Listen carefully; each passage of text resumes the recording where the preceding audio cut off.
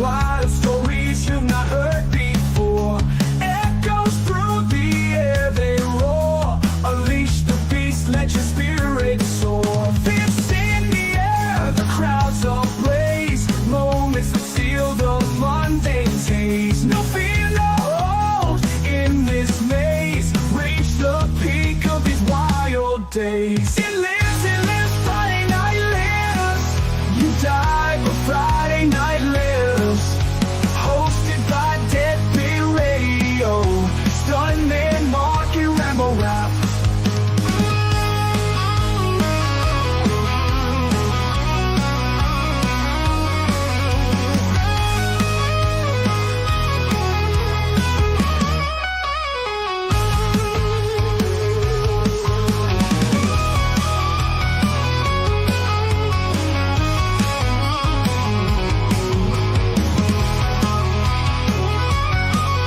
Fists in the air, the crowds ablaze. Moments that steal the mundane taste. No fear, no hold in this maze. Reach the peak of these wild days.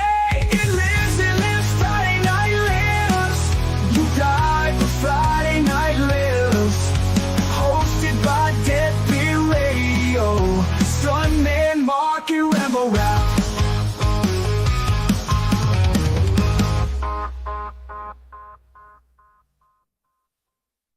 He I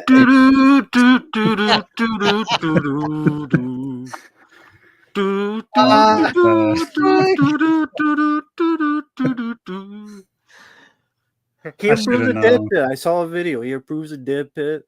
He says subscribe or kiss his ass. Yep. So I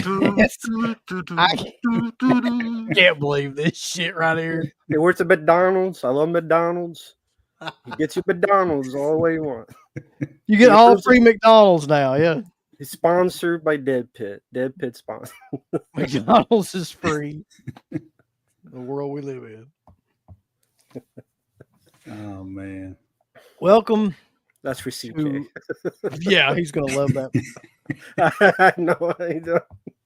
Welcome to a very somber edition of Friday Night Lives. I just, before we went on the air, found out from Marq that Todd had passed away. I had no idea before we hit this show. I'm still like kind of taken aback by it. But yeah, man, rest in peace to like probably one of the most well-known icons of horror films. I Yeah. didn't even know that there's anything going on with Tony Todd. There's no It was There's like half an nothing- hour ago, and there's been no word on the cause. Mhm. yeah, I was just looking it up here just to see if I could find anything. There's no kind of like news about what caused what he passed away from or anything like that. But yeah.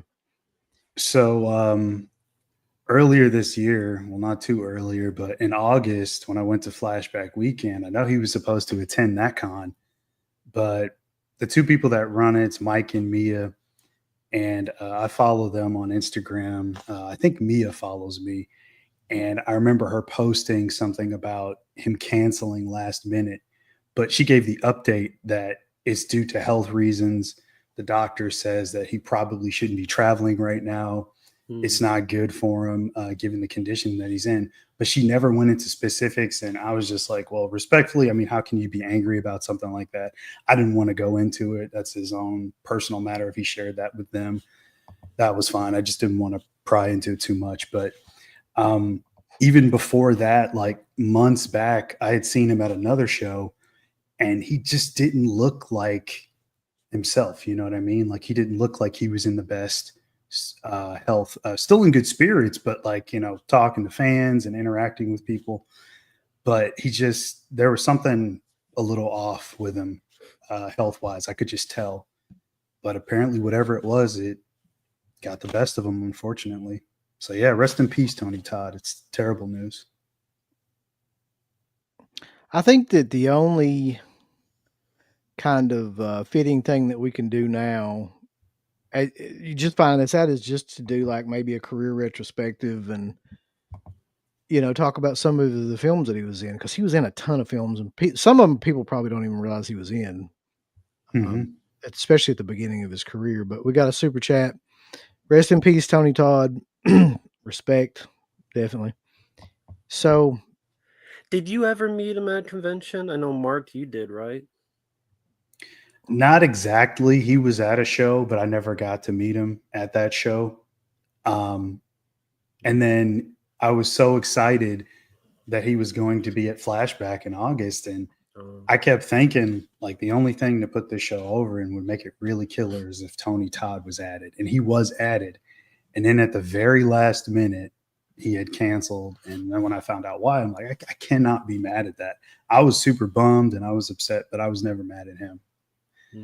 So, yeah, that's what I was going to ask you, UB. Like, you got any good stories of Tony Todd? yeah, we met him. Me and CK met him. I want to say, I mean, that's been a long time ago, man. I would say that would have been CK's better with dates and things like that, but I would say it had to be within like between 2010 to 2012, somewhere in that range. We met him, Okay. and he was awesome. When we both went up to him at the same time, and we were talking to him about the show and everything, and he was telling CK that he had a voice for radio, and he said he would know because he used to do radio and all this stuff. And I didn't realize that even at the time, but apparently he did. Yeah, Yeah, he did. And he was just talking about, we were just, gave him our card and everything. He was talking about the show and talking some about his experiences in like doing radio. And I don't even remember, I don't think we talked about films or anything like that. I think we mostly just stayed on the topic of like radio shows, his experience and the Dead Pit show at the time, because it was pretty popular at the time. And he was just super nice. There's a picture out there somewhere with us, like with him. He's huge too, by the way. I think he's probably 6'5", something like that. So like it's hard for me to get into a picture with him because like when you see the picture, you'll be like, yeah, that makes sense. Yeah. I mean, he was a big man for sure. But I don't have anything good to say about him. We've been at other cons where we didn't meet him, but he was there and he was always like really cool. You mean anything but good? Do what? You said I don't have anything good to say about him. I think you meant anything but good. Oh yeah, I don't have anything else but good things to say about Okay. him. Yeah, I've never had any kind of like bad experiences or anything like that, or heard anybody have any bad experiences with him. Really? No, yeah. I know a buddy of mine got to meet him a couple of times, and he had a cool story where he was in line for, like, I think it was Alice Cooper or somebody, could have been Ozzy. I can't remember. Whoever it was, Tony was walking by and he was concerned about the line. He's like, wow, this is a pretty big line. Like, who's got a bigger line than I do? Just jokingly talking to him. Yeah. He's like, I think he said it was for Alice Cooper or for whatever rock star it was. And Tony was like, all right, that I can accept that. Rock on. Go get your autograph. But yeah, I mean, no other celebrities that I've known really do that kind of thing. Maybe there are some, but I haven't experienced where they like tap your shoulder while you're in line for somebody else. Like, hey, what's going on? So who are you going to see? Type of thing. So it's very weird. Approachable guy. Yeah, it's weird because he was like on par with, like, to me, like people like in terms of iconic characters in horror movies, right? He would be on par with like Doug Bradley to me, or like, Robert Englund. He created like a character that is iconic, a franchise character basically that everybody knows who it is. But he never really got that kind of respect at conventions anyway. Like, he was never like in his own room or anything like that. He was always like around a bunch of other people. He was never just like that. And I don't know why that is. I don't know, like, what the reasoning for that is or anything like that. But he just seemed much more down to earth than a lot of those other guys too. Yeah. Like your Bruce Campbells or your, Robert Englund's or your fucking even, well, I mean, Kane Hodder's okay, but still, I mean, he seemed much more down to earth than those guys to me. Yeah, I've only heard good things. I'm just really bummed about it because, like I said, I was so looking forward to that experience, and From what I've heard, like he takes his time with you. He's not the type to like, usher you along and get you moving. He'll actually engage with you and go into conversation, and Oh he yeah. seems interested in what you have to say, which is again a rare thing, but always nice to see. He has one of the best voices too, and Yeah, act like yeah, that voice is instantly recognizable too. yeah. He just did the voice for Venom in the last Spider-Man game that came out last year. Um, and also I think he did the one of the Indiana Jones games. And I mean, regardless of what you think about Final Destination, I know that the sixth movie will be his last performance on screen. But I was thinking about it, like at least it'll be on the big screen in a theater. He'll be represented. They're going to give him a little tribute in the credit, maybe something a little bit more. But I'm glad that that's the last time people are going to see him on the big screen where he should be. Like Yeah. that's kind of cool. Um. So let's break down some of his movies real quick. In 1986, probably his first like really really big role was Platoon. He played Warren in Platoon, and it wasn't a huge part or anything, but he's definitely like, you remember him in the movie. At least I do. Yeah, yeah. Um, so he was good in that.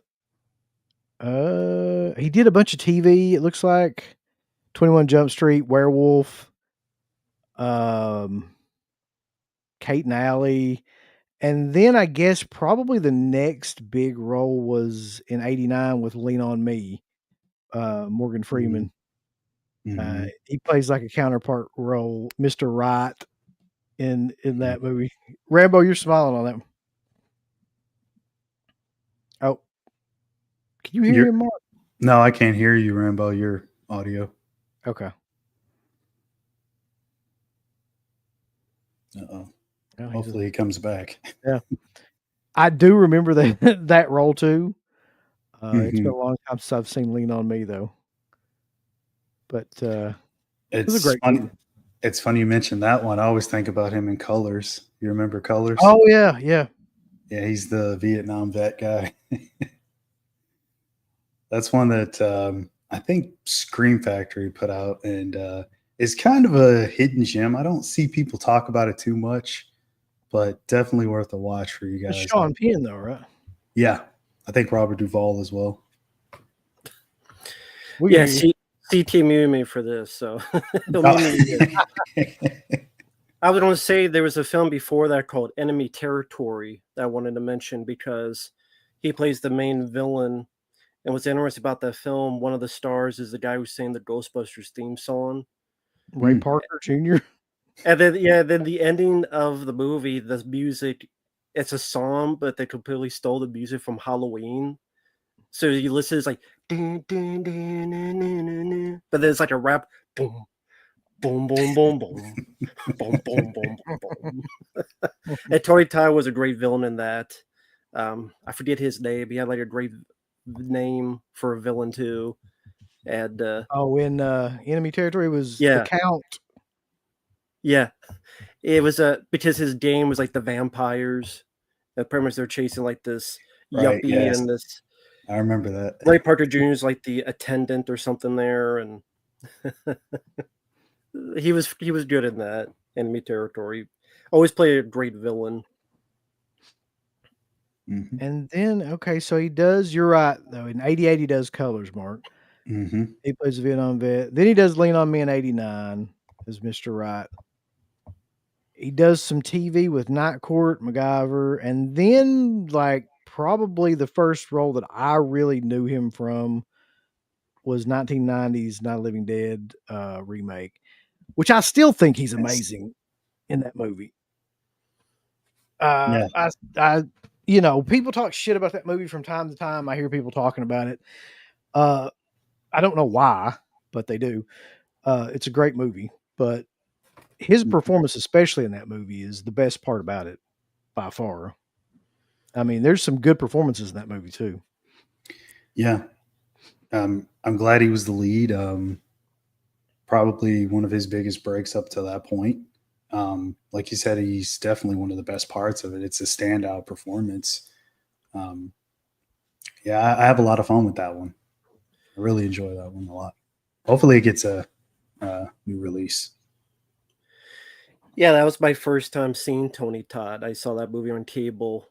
I had not even seen the original yet, or Dawn or Day, so that was my first introduction to Romero, but not Romero. But it was, like you said, Tony Todd had a lot of conviction. He had a lot of intensity.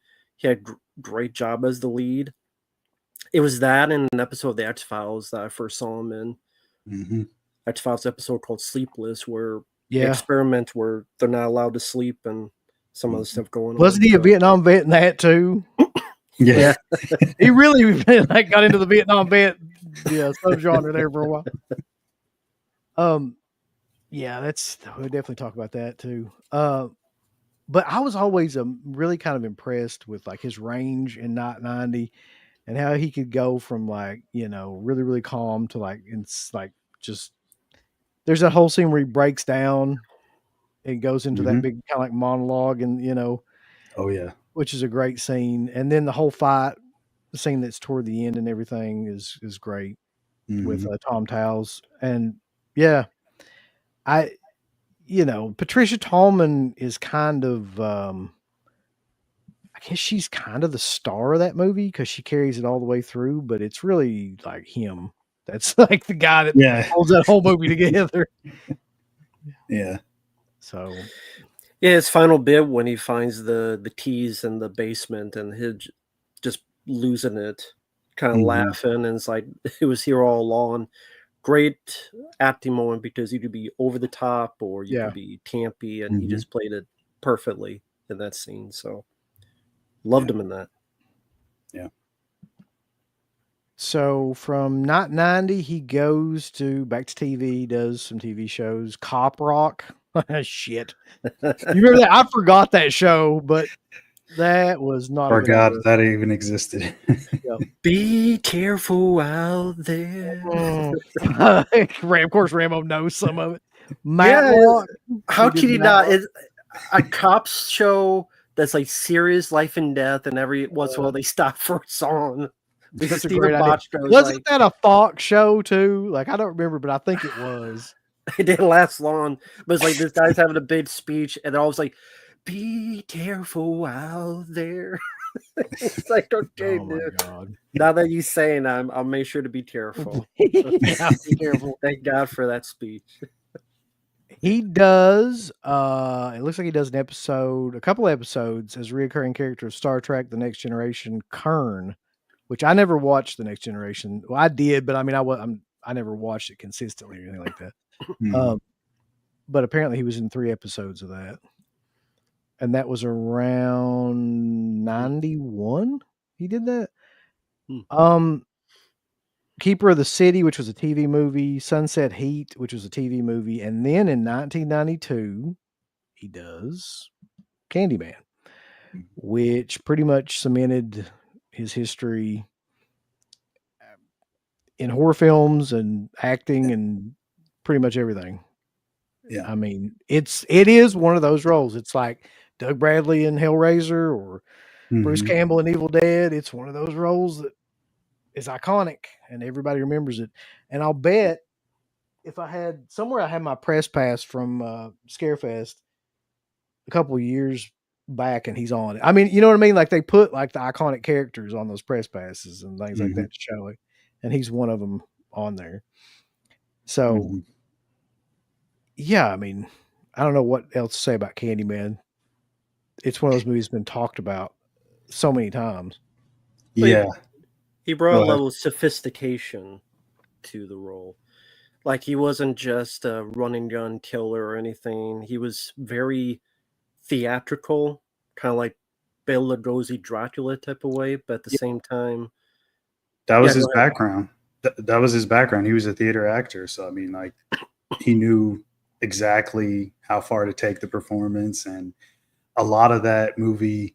Well, not obviously he's the title character, but it very much is dependent on like how his performance goes. You know what I mean? Like it's very performance driven, that character. I mean, and if you also think about the fact that like, I know some people like the second movie. I guess the third movie isn't as well liked, but that first film, that performance stands out. I mean, people talk about it like he's one of those other characters that like went through like 10 movies, but he's got like that one really great movie. And just the performance itself kept people going back to like that movie, and then even to check out the second film and even the third one. Is like, Well, you have him, he's there.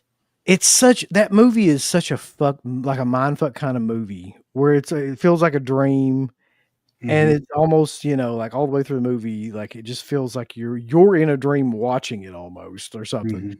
And his performance is very like abstract and kind of esoteric in the way that he does all that stuff. Yeah. And almost everything he says in that movie is like an iconic line now. You know, he's got "It was always you, Helen," and, you know, "Be my victim." And there's like so many good lines. Like pretty much every line he has in that movie. Yeah. And then the whole thing with, I still don't understand how the hell they got him to do this, but the bees and all that stuff, and Yeah. I don't know, like, if there's enough money in the world that would get me to do some shit like that. Exactly. He did it. He did. Yeah. Talk about putting yourself all into a performance and doing whatever the director asks of you. I mean, he had a lot of bees in his mouth. Yeah. And then there is the great reveal shot where he pulls back his coat. Yes.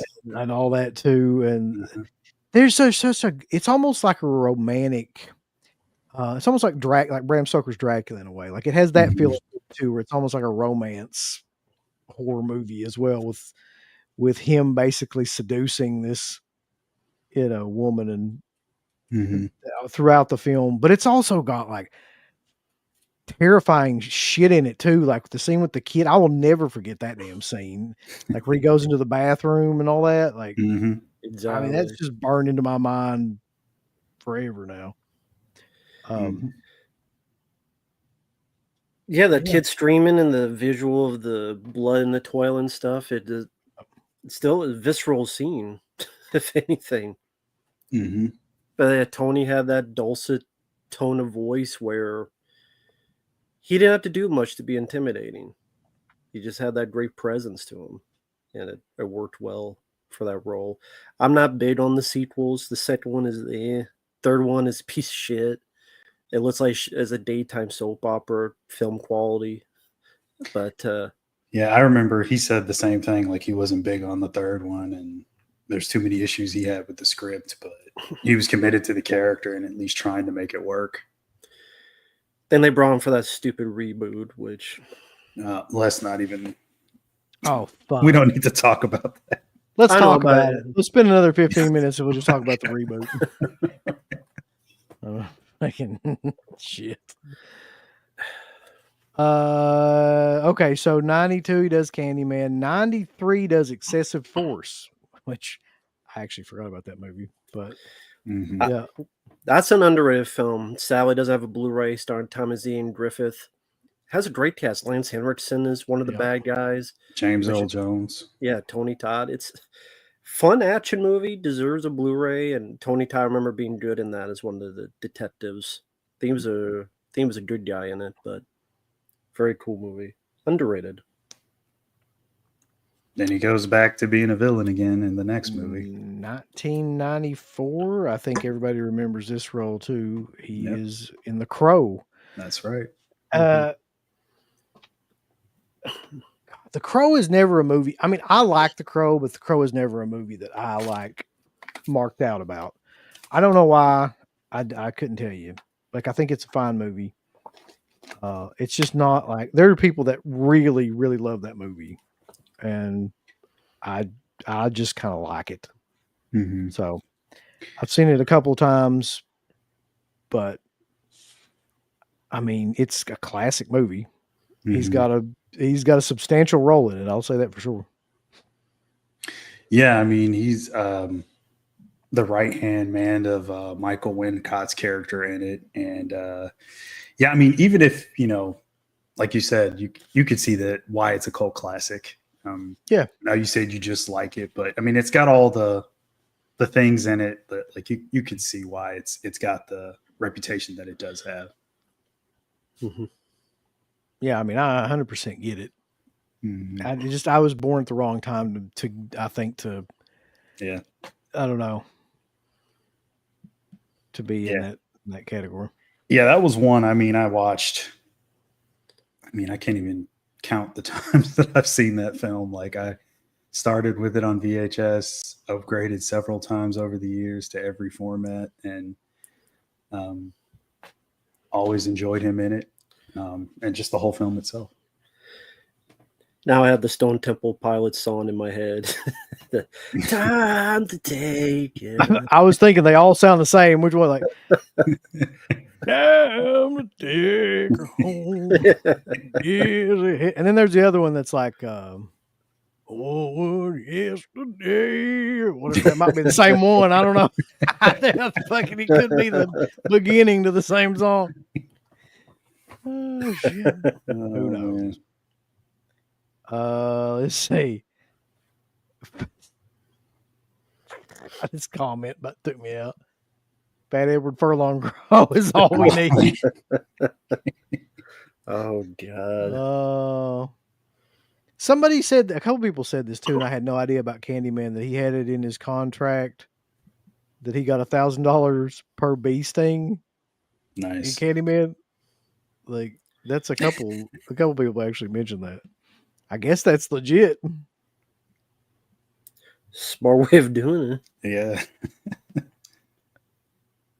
All right, so 94 he does Law and Order, which who the fuck didn't, to be honest. He also does the X-Files episode that you were just talking about, Rambo. Which is a great episode, yeah. For Mhm. people that haven't ever watched the show, you should probably check that out. Yeah, it's one of those standout episodes. One of the Monster of the Week episodes, and yeah, it's got a really cool premise. I don't want to go in too deep. You guys know how I am with X-Files, but yeah, if you guys want to watch that, you want to watch some Tony Todd stuff, definitely check that one out. It's worth your time. It's really solid. Then we've got, he does Homicide, Life on the Street, which everybody also did. And then in 1995, he does Candyman 2, Farewell to the Flesh. Mm-hmm. Which I don't mind. I mean, I'll be honest with you, like it's not my favorite film or anything, but like I don't mind that movie that much. I've seen that film and I don't remember hating it, but yet it's one of those I don't remember much about it. It's the one where it tries to give a little bit more of a backstory and tells like the origin of how he's created them sawing the hand off. I believe it's actually even in a scene where they show like them cover him with the honey and then the bees come out and all that stuff. I remember Veronica Cartwright's performance. It's actually yeah. Isn't it the one too where it's like he's going after some woman that's family is connected to the people that killed him and all that stuff? Yeah. Mm-hmm. Yeah. Okay. Yeah. Get ready, Rambo. Get ready for your Avatar thing. Okay. Uh-oh. President Pig shit. We can call him out again. Well, now I understand talking about Tony Todd tonight, and I'm all for that. But let's be honest, had Tony Todd not passed away, y'all still wouldn't be talking about Cruel Peter, and I'm pissed about it. That was my idea. Marq was happy. He was wanting to do it. Y'all ruined both of our weekends. I asked. Right there. Oh shit. I asked if we were still doing it. I was told no. So this is your guys' So show. Uncle Bill's shitting on everybody's parade. Everybody wanted to do Cruel Peter tonight. You always got next week, I guess. That's true. Wouldn't that have been a bunch of bullshit if we just had to do Cruel Peter right in the middle of Tony Todd dying? That would have sucked ass. Well, let's talk about this dumbass Lionsgate movie for an hour. We asked him if he wants Cruel Peter. He wants Cruel Peter. Oh man. All these people in Eastern Kentucky voted for Trump. I hope you'll be happy. You ain't gonna have no more Mexican food here in Eastern Kentucky. They're gonna deport all of them. So you're gonna be happy. You ain't gonna be able to get your chicken and cheese balls. I'm happy. I'm happy. I'm definitely happy. Oh God. You happy that he's gonna oh my God. He's gonna make America great again. You're starting to piss Marq off because you know Trump is a mega racist, right? Well, I mean, Ice Cube likes him. You know, I was gonna say that a lot of those rappers. I mean, I know he gave some of them some pardons, so maybe only. He's trying to get on their good side now. Yeah. I'll take over Joe Bidet. So basically, in the 3 minutes that you've been on here, you've managed to talk about Cruel Peter and then Trump piss everybody off. Oh, buddy, I'm bringing the funk tonight. Oh God. Did you talk about when we met Tony Todd though? By the way, I did, but I said that you had probably a way better recollection of the year and stuff that happened. Yeah, because it was the first Whorehound show that we ever attended. So 2000 and I think it was 2007. God damn, that was much earlier than I thought then. Yeah, and man, he was I don't know, Marq, you probably met him, right? At a convention. I mean, I saw him there, but I never got a chance to actually have a conversation with him. I was very, very impressed with him. I thought he was really cool. No shit.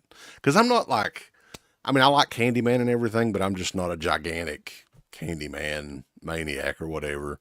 But he was just a down-to-earth, cool guy. He was talking to us about the radio show and everything. And he was like, oh, you kind of have a voice for radio.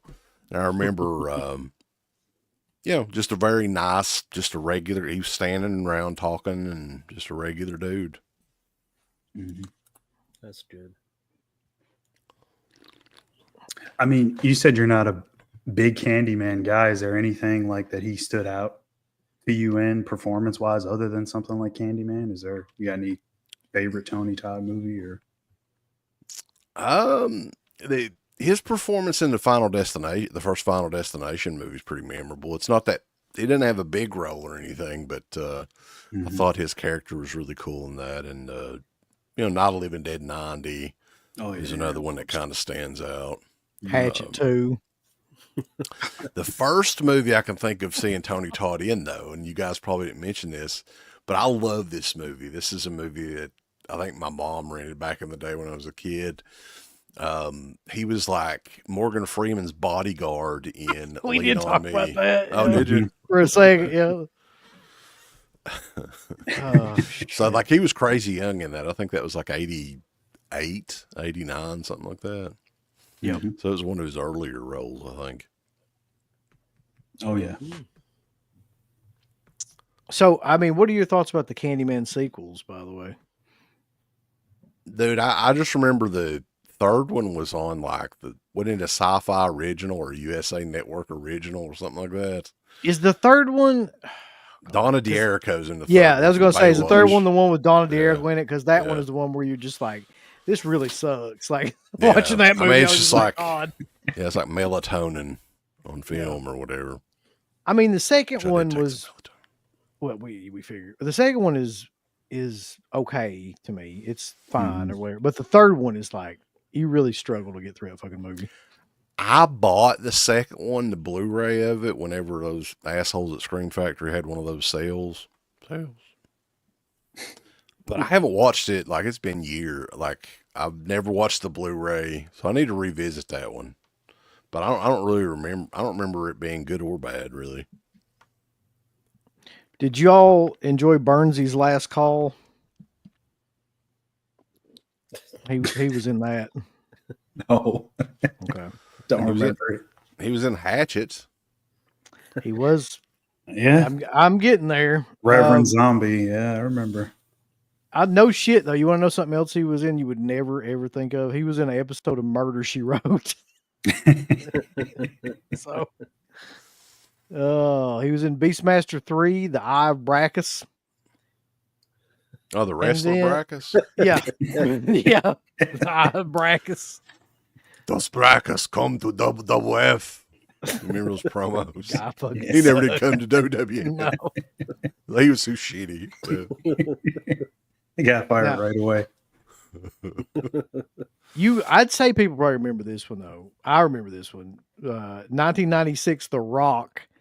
He plays not the big champion, but the one with Nick Cage. He plays Captain Darrow. That one. Yeah, one of Ed Harris's bad guys. Wanting the money. He gets hit by the Rocky, right? I think he's the Rocky Man. I think he is the guy. Yeah, Pretty sure. Yeah. the Rocket Man. Rocky Man. How long is it going to be though before they remake Murder She Wrote again? It'll be a dude this time though. So like Matlock is a woman now, right? The next thing will be Murder She Wrote, but that would offend some. Murder He Wrote. There you go. Murder They Wrote. Murder They Them Wrote. Murder He Wrote. Yeah. Oh God. Bronson Wright Wolf says Eddie Murphy was offered the That's role true. of Candyman. That's true because Really? he wanted to do serious roles. That's why he did Vampire in Brooklyn afterwards. Could you imagine Eddie Murphy in that role? I couldn't. No. I can Vampire in Brooklyn. Yeah, I was gonna say. Yeah, I mean, if that's it, then yeah. Oh man. Because Vampire in Brooklyn was supposed to be more serious. That's why you got Wes Craven. Then the studio wanted more comedy, so it became it was. The PlayStation 3 version of Tony Todd was in the new Candyman movie. I think this is an important question that we all need to answer in here right now while we're talking about Tony Todd, though. Do you really have to be a sick, perv, woke communist to make it in Hollywood? Yes.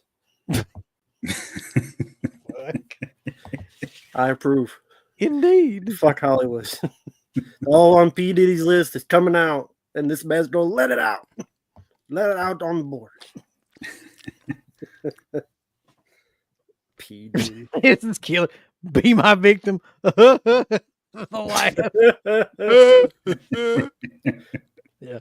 Get the We can fuck hear out of here. Be my victim. Get the fuck out. All right. So what does he do after? Okay, so I guess the next thing that people would probably remember from is Wishmaster.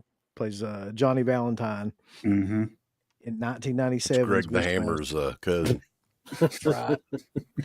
That movie is severely underrated still to this day. Actually, the first two of those movies are underrated to me. Like I really like Wishmaster 1 and 2. It's got What's some great strange? Like the effects. first Wishmaster movie was a gigantic financial success. It did really, really well. And then they just, I don't know, I guess they were like, oh, we'll just throw the rest of them out on video or whatever.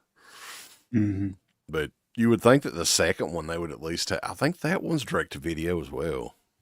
Yeah, I think that was Jack Shoulder, right? Yep. The second one. Yeah, I remember seeing that first one in the theater, and I was really surprised by how entertained I was by it. Yeah, the first one, wasn't that Kurtzman? I think that was Kurtzman. Yeah. Man, that dude doesn't get any credit, but he really should get more credit than he does. Oh, he really didn't. I mean, did he have a follow up to that? Like, I don't think he did he? Like, as far as, did he not want to direct anymore, you think? Didn't he do that one with the flying dragon or birds or whatever? You guys reviewed at one point. Kurtzman? He did like Rage, but that was a while later though. It was like a good. That was years later. Let's see what he did right after this, if he did anything real quick, like directing wise. By the way, that's like the nicest guy you'll ever meet in your life. Like I don't know if he does shows or anything more, but that's cool. I know that he left Hollywood. Maybe that's what happened because he moved back to Ohio or whatever. Yeah, he was. Yeah, of the K&B left K&B. Yeah. Was that like over a falling out or something? Do you remember? Because I don't remember him ever saying anything about it. I think if it was, he probably wouldn't have said anything. Mm. I think it was, but I can't be 100% sure. Did you guys ever hear, this is completely unrelated, but about the ladies of the Evil Dead having a falling out? No, but that's Yeah. a be a hilarious feud for some reason. Shut Well, up, I mean, bitch. the Ellen Sandwise pissed the other two off. The Teresa Tilly and Sarah Betsy, Baker, maybe, or Baker, something like yeah. that. So they're feuding with Ellen, and they haven't been doing any conventions together for years. That's true. Now that you say that, like they haven't Damn been you. show together. Hmm. What a like? Why? What did she do? Get too Hell, I fucking don't know. hoity-toity for her? Was it nigga. Was it because she got a job? She was on that Ash vs. Evil Dead show, but they didn't. Would that Maybe. be fucking Could hilarious? be. If that was it. Because she got a job and probably big payday. I don't think You they old were ever stupid asked. bitch. You should have got us in there too. Where in that movie too, dummy? Scotty wasn't in there. What happened to poor old Scotty? You don't see Scotty feuding You see because Rich DeMeyer on QVC every night. that's true. What's Okay, his name? so Dollar. I can't pronounce his last name. You know what I'm talking about, though. yeah, Kurtzman did Wishmaster in '97. He didn't do another movie as a director until 2007's The Rage, and then he did Buried Alive in 2007, which is that horrible Dimension Extreme movie. And then Deadly Impact in 2010 was the last movie that he did. So let's see. Fucking all the movies suck, by the way. In case you guys don't know. Did Yeah, you in know case that There's no need to seek them out or anything. Greg Nicotero and Daryl, what's his real name? Daryl Dixon. Norman Reedus. Norman Reedus. Norman Jeebus. They co-own a restaurant in downtown Lexington together. Wow. That's some more trivia for you. You Nick know Nick and Norman's or something like that. It's like a bar, like Irish pub sort of deal, I think, or something. No. And Like a bar and grill. in Mount Sterling, Kentucky, Uncle Bill knows this. Yeah. George A. Romero's boy, has a bar and grill and lives in Mount Sterling, which is weird. It's such a weird fact. Yeah. What the fuck is he doing in if you knew Mount Sterling, you would be even more confused about why he's living there. It's like It's slightly nothing bigger than in- like Pikeville or Yeah. something. nothing is going on. Maybe Boyd Holbrook will have a bar and grill where you guys live. Yeah. He can call it Boyd's. Robbie's. He can call it Robbie's bar They and grill. call it Boyd's. That's your fucking name, Boyd Holbrook. We all know it. Try that middle name bullshit with me. What's funny is I've got his mom on Facebook, and she likes almost every post that Sarah makes on there. Nice. Nice. His mom is the. Oh, I can't even say on here yet. Never mind. Is the what? What's funny is she's the mayor. we were working with her when we were getting ready to buy a house or whatever, and we would go into her office, and she would literally, like, people would bring her. There were DVD copies of that damn Predator movie that people would bring for her to get signed or whatever, like right on her desk. I was like, oh, well, that's nice that she does that for people, I guess. Is that what you thought? I guess. I guess. Like, I'll never watch it. I have no interest in ever seeing it. But yeah, I mean, like, I kind of feel for him because, like, did he come along in a different time? Like, he probably would have been in some good movies by now. You try and say he ain't been in good movies? That's Boyd Holbrook. Well, you want to go through his filmography? He really has. No, I think we're trying to celebrate somebody today, not fucking make myself depressed. Wasn't he in the newest Indiana Jones movie too? I think he has a role in that. I'm sure. Yeah, he was. Whipping somebody's ass with a. Poor guy. He What was. about Cody? Bar and Grill and Presses. Alfa Romero must be like delayed or something. Oh shit. Okay. Oh yeah, I It's- see it. Yeah. I see it. Yeah. Let's see where we're at. So skipping a bunch of shit that he did, like TV stuff. There's a bunch of Star Trek stuff on there. He must have got big into that for a while. The next thing would be Day of the Dead, Candyman's Day of the Dead, which was straight to video 1999. The less that we talk about that, probably the better. Looking Troy. Right. And then Final Destination in 2000. Mhm. And that was, he became kind of the mascot for that series of movies, really. Like he was kind of in them all in some way or another. Yeah. Go ahead. I was going to say, don't you think that all the sequels and stuff really like tarnished that first movie? Well, a lot of especially the middle to the later sequels fucking were awful. Yeah. I didn't mind Like, the first two, but like after that, it really progressively goes downhill to me. I just felt like the first one's the only one that's really, really great. And then the second one's really good, but they started with the over the top kind of stupid shit that continued on throughout the entire series in the second one. Yeah. Yeah, I mean that's how it is with.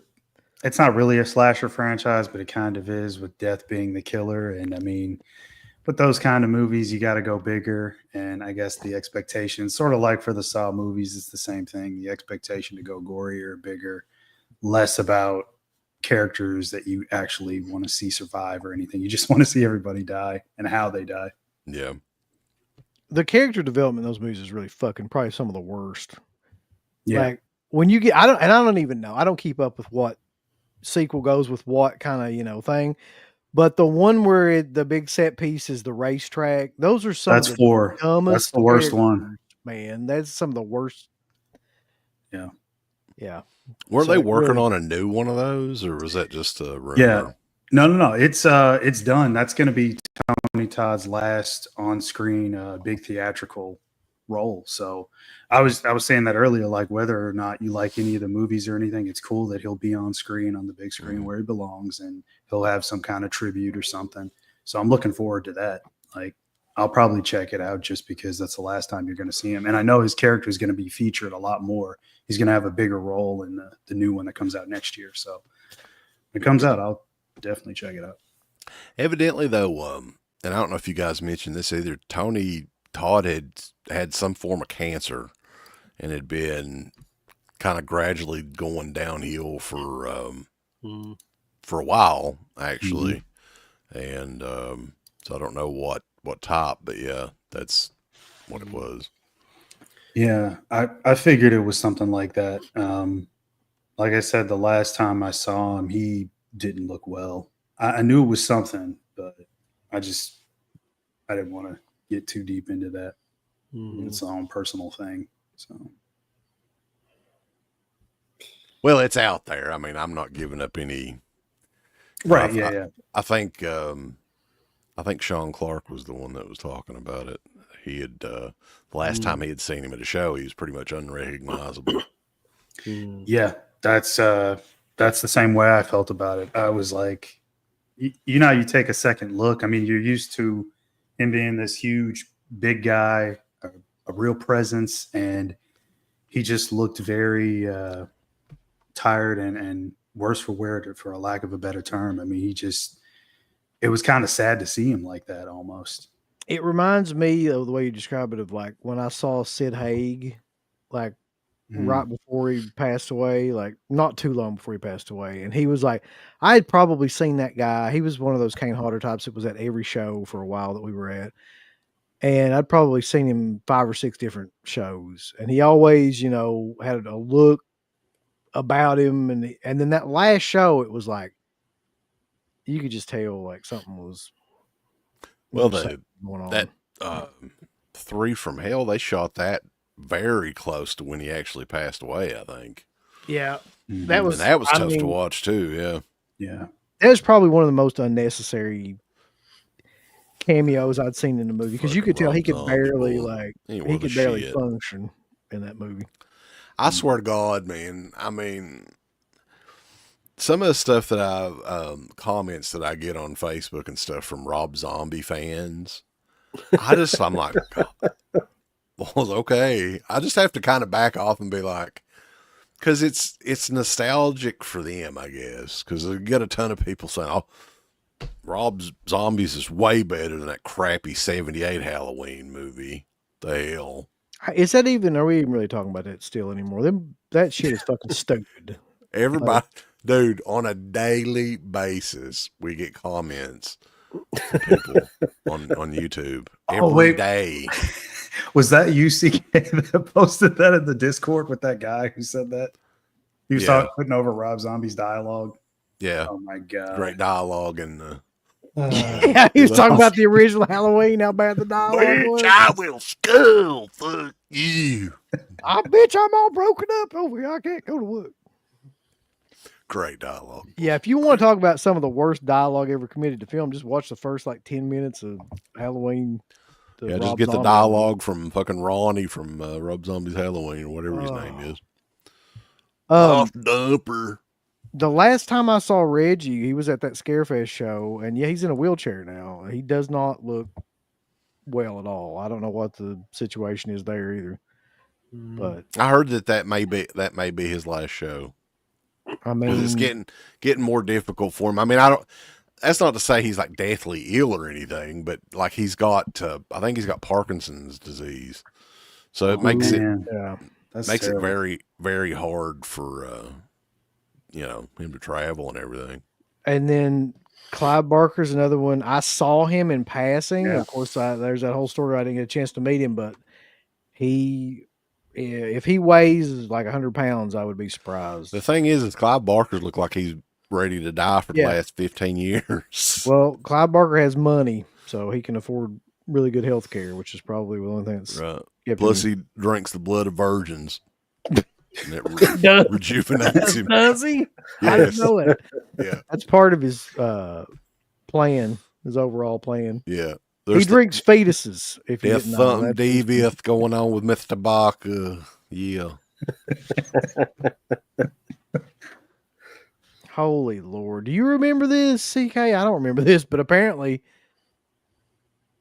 going back to Tony Todd, in 2003, he was in Scarecrow Slayer. Oh, God. Do you remember that movie? The one with, wasn't there one with Ken Shamrock or something? That is the Scarecrow. I was looking at this. I'm like, ain't no way this is the same movie. Is it Ken Shamrock and Scarecrow Slayer?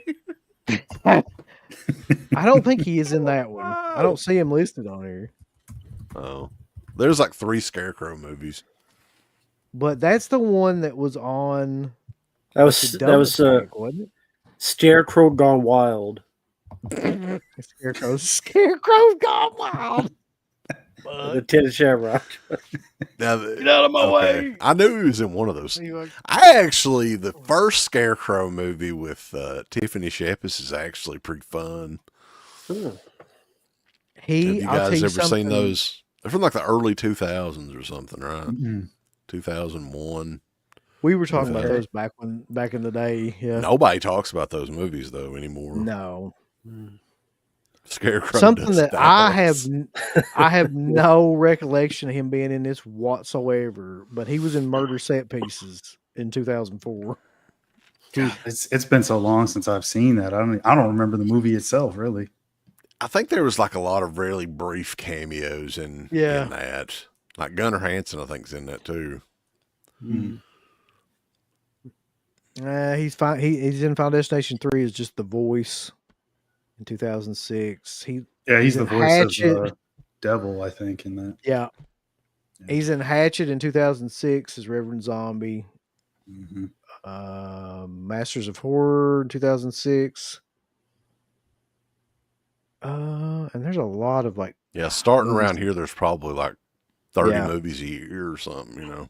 There's a lot, and it's mostly just bit parts and narration roles, it looks like, too. Mm-hmm. What was that one independent movie that we were requested? I think Tony Todd was in it. Michael Berryman was in it, and... what year are we talking about here, do you think? Evil Within? Yeah, Evil Within, you got it. That one that the dude died, like, editing it or whatever. The director, he was like... Jesus. Yeah, like he was like a druggie of some sort or something and overdosed, I think. Jesus. What? No, Damn, he saw the he just saw the you cut and of his Jim. movie. Saw the cut of his movie. He's like, all right, I guess I fuck. can't do this. Goodbye. No, the story with that one is that guy had like filmed that movie and had been editing it for like years and just wouldn't ever finish it, like wasn't happy with it or whatever. Mhm. And finally he died, I guess. Like, but yeah, This is Sort of- wild to me, man, though, because like I've actually seen this movie recently. He was in Stream, that movie that just Mhm. came out Yeah. in 2024. I mean, so he's been doing movies like as early or as late as this year. Mm-hmm. Yeah, that was the last thing I saw him in too. And he has a fairly small role in it. Sort of like the same with Tim Curry, really small role. Oh yeah. I think Bill Moseley's in that too, another small role.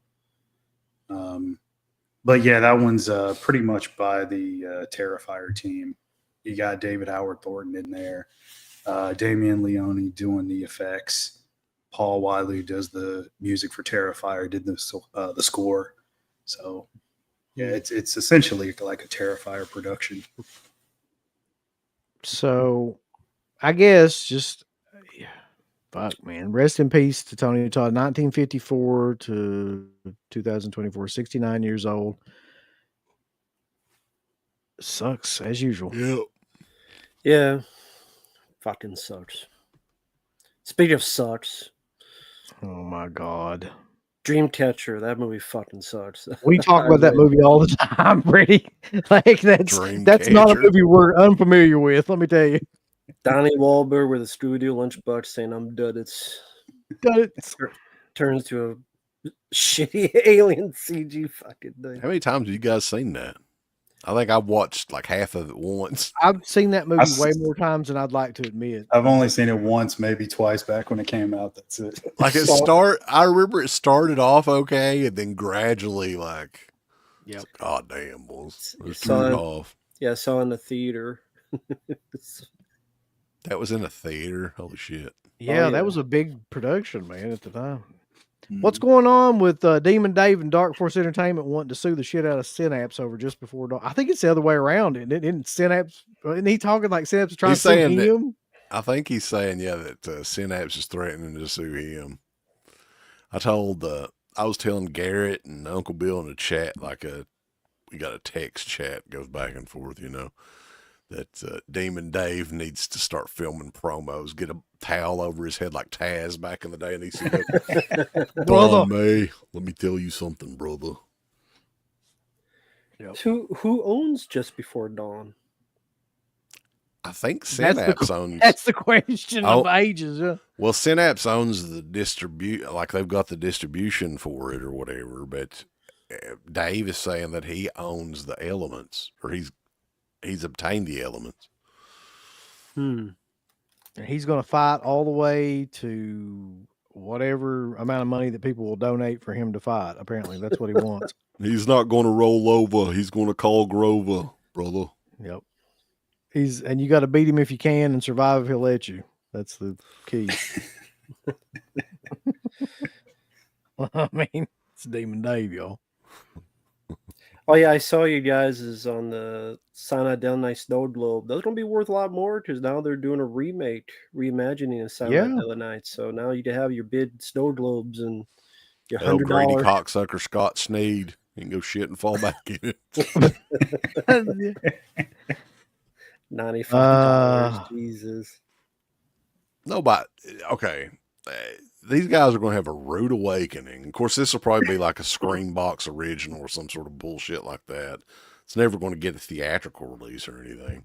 But do you guys think Silent Night, Deadly Night is really even that well known of like a franchise? I don't. No. I don't think they give a fuck. I think it's just taking off on the Terrifier thing because Terrifier did so well with that. Because it's the same company. Yeah. Same company's going to release it. Who did Terrifier 3? Oh, Cineverse. Yeah, they're producing it. Mm-hmm. Now, I want to tell y'all something right now. You all will be foolish and you'll be left behind like Kirk Cameron in them fucking movies. That's If what I you was don't, thinking. if you don't go out right now and purchase this. Now, it's only $125. It's sold out, so you can't purchase it.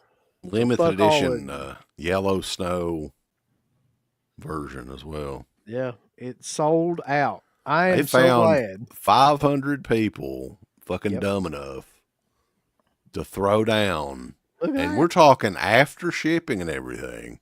What the hell is that yellow? It looks like It's piss. piss. That's That's what I'm saying. That's to let you know you've been pissed 100. on by this company. 100 after the shipping, everything's like $115 for just, it's like the size of it is tiny. It's like fits in the palm of your hand. Because they shove it up their ass. Evidently, you can use it as a butt plug. Listen Uncle to me. Bill. There you go. I want to just take a moment to say, like, haven't we reached some sort of like ground zero with this fucking shit yet? Like, You said yourself, no, they will always up the stage. You said yourself, same with Blu-ray. I am 4 days. absolutely amazed that sold out. Like, I really know. am still, I'm amazed because, like, even though I know that, like, you know, the trick or treat thing, which was like, a lot of people were complaining it was $70 or whatever, sold out within like 2 days. I'm amazed that people spent 100 and whatever it was, $14, $15, like 500 people bought that.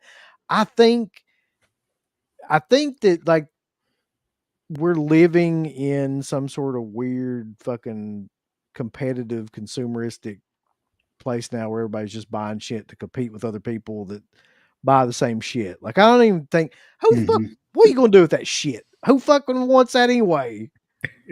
500 people this. You know what's funny, and you know this will happen with a few of these people too. Like this makes me even like, I don't know. I'm very happy to know that this is going to happen. Some poor motherfucker is going to have that on his shelf, and a cat's going to jump up there and knock it off and bust it. I was just thinking that, like, that shit better be shatterproof. Well, There's there's no damn way. there's one of three things that's going on here. I'll tell you right Oh, now. fuck. It's either that a bunch of people bought this to scalp it and sell it on eBay. Mhm. How would you scalp that? Like, Well, goddamn, look how much and it do you is. remember? Do you remember the fucking Jason one that came out? That, like, now it goes for like an insane amount of money on. I don't know if Fright Rags put it out, but there's like a Jason snow globe, kind of like that, and there might be a Halloween one too that's similar. Why don't Like- you look these up on eBay and see what they're going for? Because look at it this way, man. Okay, if you pay $115 for it, even if you sell it for $200, 30%. 30% goes to eBay. So Yep. what do you really? You ain't All right. really getting Well, hardly anything out of it. That's one theory, and I think that there is a huge scalper market for just about anything these days, including this shit. But the second theory would be like there's people buying shit like this just to make content videos opening shit like this. So that's Yeah. another Mhm. theory. Or the third theory is there is a bunch of fucking dumbasses that exist in our like community of people, and they just buy whatever the fuck comes out Well, to compete with people. in Like, the whole, I refuse to believe that this is fucking just somebody that's like, I love Silent Night, Deadly Night so much, I'm gonna spend like $125 on a fucking snow globe. with the I'll be whole- right back. Yeah. He's going to show Uh-oh. his He's got He's got going it. His snow He's globe. got it. I swear to God, if he's got that fucking thing, I'm gonna bust over his head. No, I don't have. No, he's just got a piss, man. Oh yeah. But there are people, I mean, there's at least 500,000 people with all the world that's a fan of something that they will buy everything related to it. Whether, like, if it has 5 DVD covers, they'll buy all 5 DVD covers. If it has, they'll buy every copy of everything What's like for their the collection. Trick or Treat 4K? They had, what was it, 150 of all three that you could buy to. I don't even think it was a discounted price, was it? It was just all three bundled together, and they sold those out in like no time. Yeah, so like the people bought all three. It's because they all just wanted all three of the covers. I guess there's no other reason to have. Like you said, scalping wouldn't work. So that right there, they want all three covers. It's the same movie, same disc, same features. So I don't know how much it was. You asked me to look this up on eBay, and I did. I don't know how much it sold for in 2003, but that snow globe is now going. Well, it's now posted for $170 on eBay. The Friday the 13th one. Take 30% off of 170. I mean, has it sold for that, or is that what it's for sale for? That's what it's for sale for. Yeah. So that's what you can't look well, at that. Here's one for 135, but it doesn't have the box. So that's what a lot of people are looking at on with those trick or treat sets. You're looking at what people are asking for it. You got to look and see what it actually is sold for. Well, actually, motherfucker, I don't got to do nothing. I can just Yeah, sit you and do whatever I want. You got to do what I say. Hold on, let's see. Do it now. Let's break it down. Well, I mean, to be fair, maybe we're not there quite yet. The $300 chainsaw, that didn't get sold out, so that's something. That's surprising. Texas chainsaw, $300. Considering like everything, that's really surprising to me that like that didn't. Well, you know how many of those they made, though, don't you? 5,000. 5,000. Okay, so one sold for $155 with the box, and this was just this year in August. What are you talking about? The Friday the 13th snow globe? Yeah. And then there's one that had like a 200 and wait again. It had a $224 like buy it now, but there was a best offer that accepted, so I can't see what that is. You know, I mean, when I saw this, and I hate fright rags too, by the way, I'm not a fan of, like, their shit is outrageous through the roof. And they obviously have a lot of, like, people with deep wallets that are willing to just throw money at them. But that's a great idea. Like that snow globe, the Silent Night, Deadly Night snow globe, I love that. Oh. I wouldn't mind having that. It's cool. It is cool. But goddamn it, it's a $40 item at best. $40, right? And I probably wouldn't buy it for $40. But like, goddamn, about $115 for a regular snow globe. Wait, go to the picture with the hand to show the size. Oh yeah, it's 5 inches. Yeah, it's like a little. I'm bigger than that. You gonna use it inches. To measure you, Peter? Yeah, that's imagine 5 inches. Well, the globe itself is probably what, 3 inches, maybe. Right. Yeah, it says at the top here. Yeah, I mean it's not even a full size snow globe, really. That's like $20. That's a 25 maybe. So these aren't even fully ready yet either. So whatever they've got a picture of is probably like a prototype. So who knows what the real ones are going to look like? Oh yeah, like so I got this thing and I showed this to Uncle Bill and Rambo, but I don't think it was on a stream. So I got this thing from a vendor at a show, and I think the lights should come on. It's like 3D. Yeah. So the lights come on. It's for Silent Night, Deadly Night 2. It's a big display piece. I mean, I could put it next to my head like this. Now, this is something where like 125, I'd see. This is very well made, custom made. There's one of one. There's 500 of those snow globes, and that globe costs more than this. So, like, what the hell? How much did that cost? You know, it wasn't 125. What's funny is though they had 500 of these made up. The cost on that would probably make people vomit of what it actually costs to make. If they're making 500 of them, I would be willing to bet that the globes themselves were less than $10 cost a piece. Easy. Mm-hmm. I mean, what people were saying, they were kind of defending them and saying that they had to pay for the licensing, which we know they had to definitely pay for the licensing on that fucking Who's shit. defending them and why? There's always people that defend shit like this. It's mostly people that buy the shit. Like, Do they that's the only work for people them? that defend it. Maybe that's also Why- another They might as possibility. well, There's- yeah. Why do you Yeah. care about defending them? I mean, they don't care about you. Well, I mean, they're you don't get a defending they're discount? defending your right and the honor to buy this snow globe for $125, which you need. They're like now. Peter Cetera. Yeah, he's the man that will buy it for the snow globe's honor. I'll be the hero you've been dreaming. Is there of. something for the three of you that you bought that you regret buying because you thought it was, whether after you got it, this was too much money or something? Is there an item that you bought that you regret buying? No, Around here. I mean, All the 85 German stuff with Marq. no, I mean, not even that stuff. Okay. No, I can't think of anything offhand, but I'm sure there's something. I'm sure there is too, but like I don't know. Like With me, if there's something that I regret.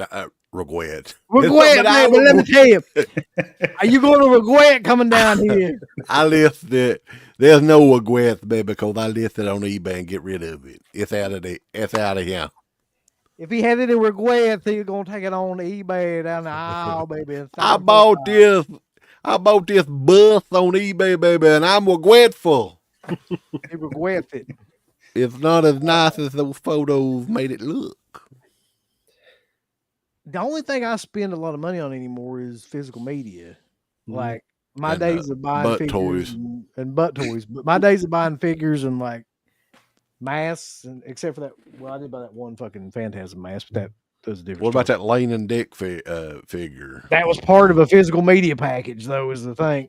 Unfortunately, I do regret buying that now that he mentions it, because even though that was a part of that package, those sons of bitches promised me that they would like make that right, and they never did. Dildos. right. Yeah. I What got did you the do to email. that thing? You I got the had to do proof. something. Mine's still standing straight up at attention. I don't know. It's the cracker bottom humidity that did it. Yeah. It's that goddamn Eastern Kentucky humidity, Mark. But yeah, this is since what? If Yeah, take it down there and see what happens. they had 500 of these though. Yeah. These snow globes, and sold all of them for $115 a piece. How much money is that? Right here, put Rosebud. Fucking Citizen Kane reference in here. I mean, do you guys think it's sold out because they put that at the bottom that there's only 500 units? Would it have That's sold that part much? of it. Yeah. Okay, that's what I think it's part of it. You said 500 at 115 a piece? Yeah. Yeah. 57,500. So they probably made profit wise 50,000. Probably. Well, Yeah. Well, now It's this is successful. People will do more of this. So Right. what's next? Mhm. wait. Oh my god! That's fucking killer. Oh my You god! need to do a live stream of that. Yeah. Nine Young Cannibals, that's a tough act to follow. Oh, God. Boys, that's some weird fucking music, even for the 80s. It was. The Fine Young Cannibals.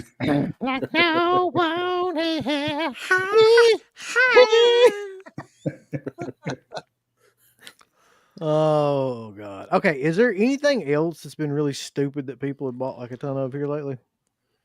I was trying to think. Has there been another like. Well, a lot of people are getting on to red shirt home video for the prices of. That didn't seem to hurt that one either. Well, at least that's a fucking like. At least that has some value. It's a movie, and it you know it has a whole new documentary on it that you can watch. And I don't know what the hell you do with that. That's true, but like the other ones that were in similar packaging from Synapse was a good $20 cheaper. Well, this goes back to the days you guys talk about Nightbreed, and nothing really has changed, really. When you remember Nightbreed and how expensive that was, and nothing's really changed, right? Yeah. Just gotten worse. Do you think it's gotten worse? Yeah.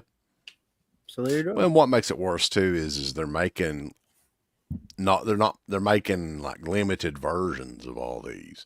So whenever and we're part of the problem too. I mean, it's almost like, I don't know if it's ADHD, FOMO, whatever you want to call it, but like it's, like, oh, I've got to hurry and get this, or I won't be able to get it at some point. I won't be special if I don't have this. Right. I got bad news for you. You ain't never gonna be special anyway, no matter how much of this shit you buy. So fucking knock it off, save your money, and do something else with it. Wait a minute. Yeah. CK's in the chat. Oh, wait till Woke Creepy Kentucky is back. Version. Yeah, no. He's back. Yes. We all care, sir. Yeah. We all care.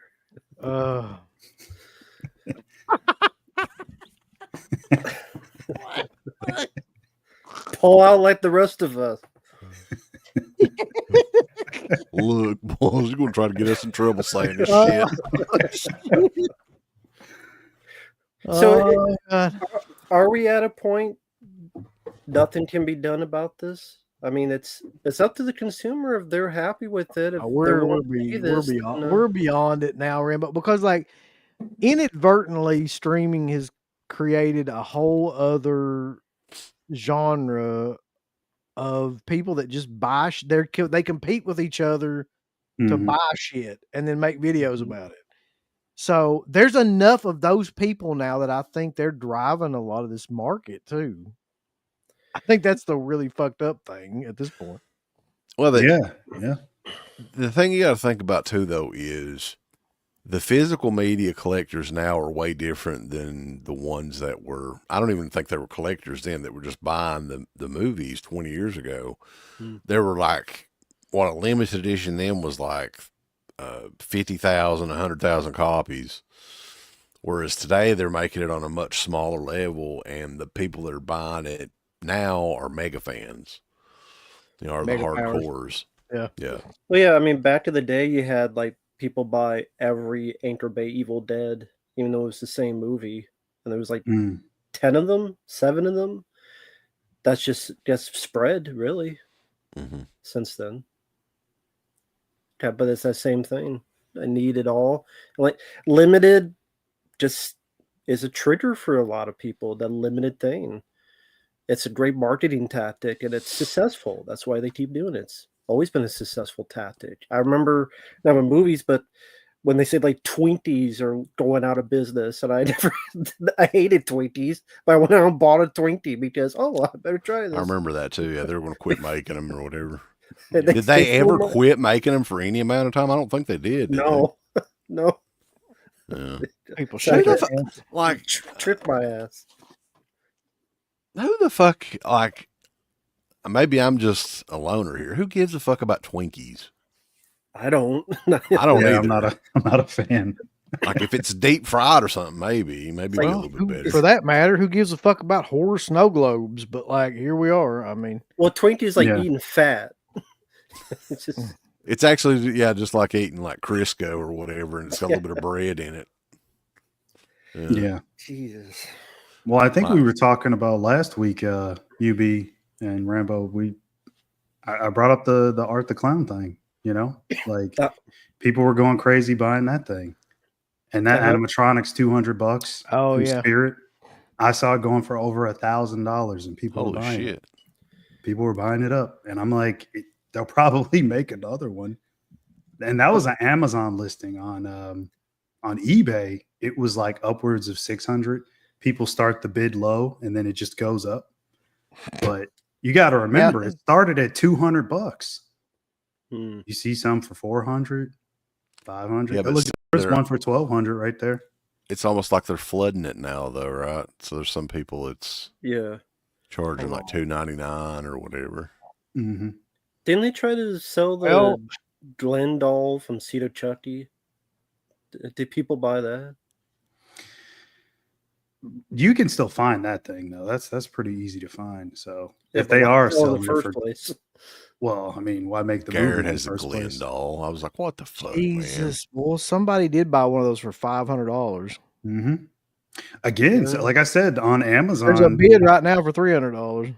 people were buying it for over $1,000, a $200 animatronic. Wow. So yeah, Yeah, Vanderhoff, though, we were talking about the trick or treat. You got to look at what it actually sold for. Mm-hmm. Like, that's what a lot of people aren't. They're just looking at what people are trying to get. what? Let's look up trick or treat then. Trick or treat, some bitch.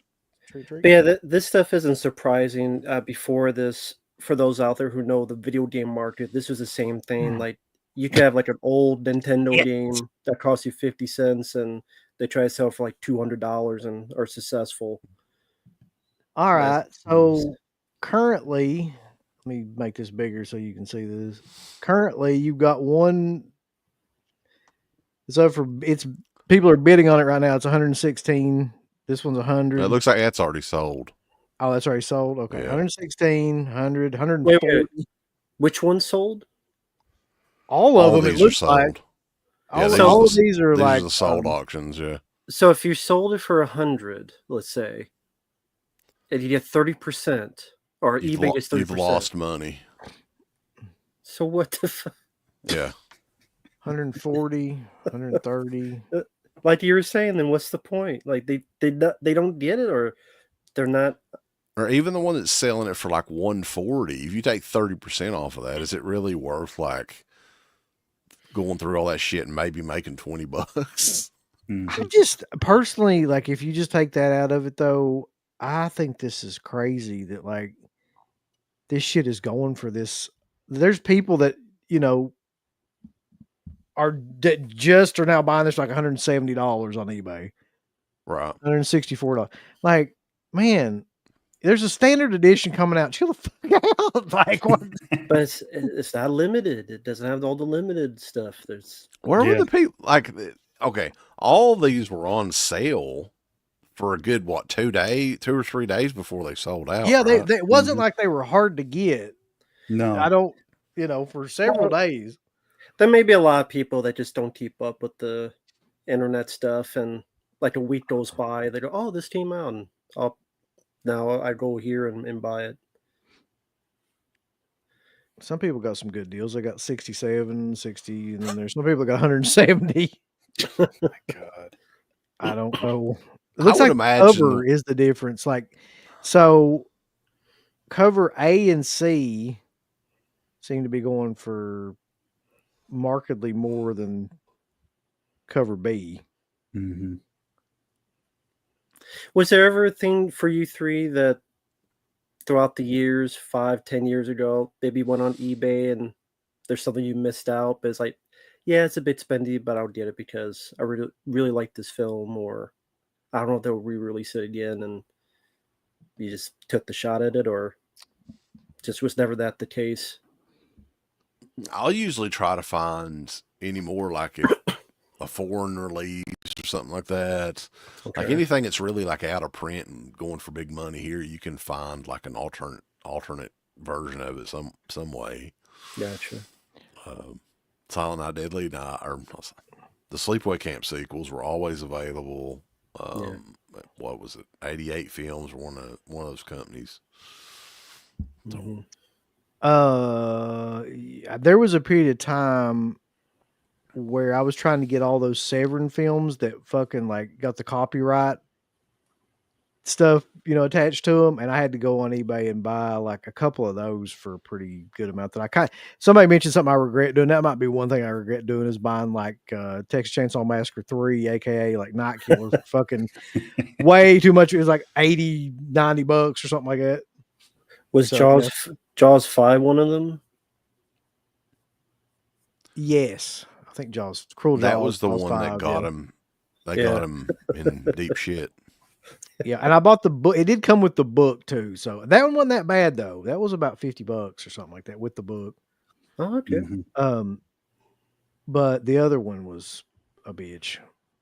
Luckily, I already had Shocking Dark, which was the Raiders. What's the one that's worth the most out of those, you think? I guess probably Texas Chainsaw 3. That seems to be the hardest one to find now. That was probably one of the earlier ones they did, I guess. I'm curious if you go to the right sort Yeah. recently, does it say like highest price? Oh yeah. Yeah. I'm I just think you have to do curious. auctions though, don't you? If you No, wanna do just that. go where it says short. At the top, and then to the Yeah. right sort, click on that. There should be like a Drop-down box, highest yeah, price. where sort ended recently. And then Where am I looking? Oh, okay. Yeah.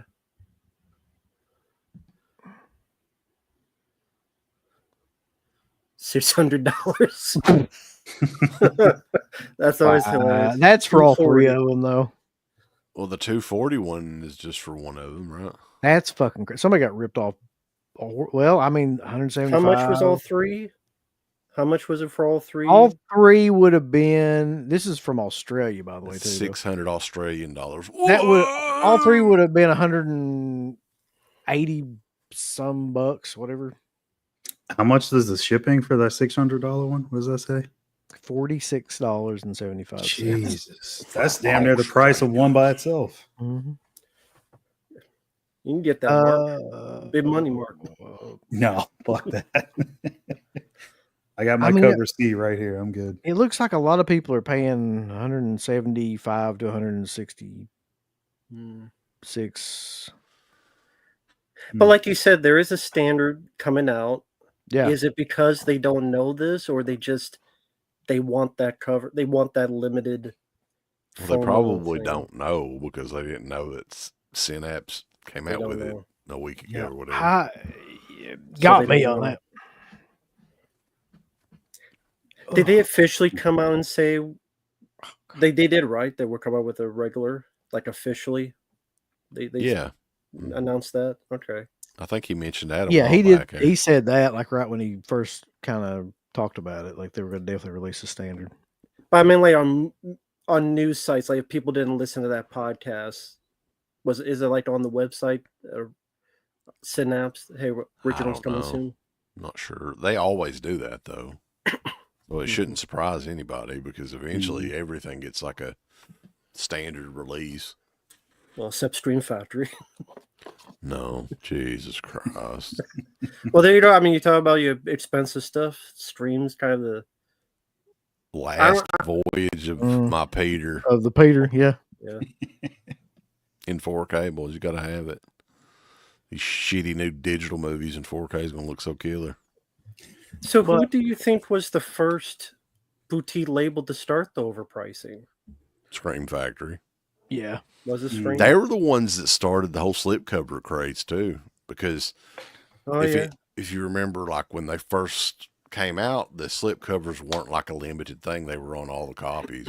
And then after a while, to save money, of course, you're like, oh, this will be available for the limited first run or whatever with slipcovers. So that automatically made them more collectible. Wasn't it the poster thing in the beginning? Like that was what you could get. Like that's what made it limited edition. It was just the poster, right?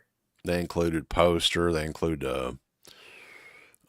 nurse's hat. I think they did a couple of different things early on, and then they just all went to the poster.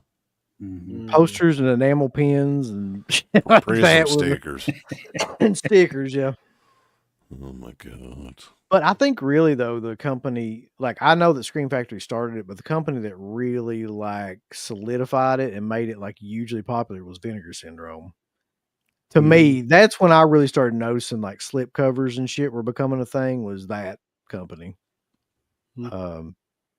After them, there's no going back. Well, then Severin took it somewhere else where they got all the extra keychains and the what's the thing where you can make tea or something. All this shit made in Indonesia.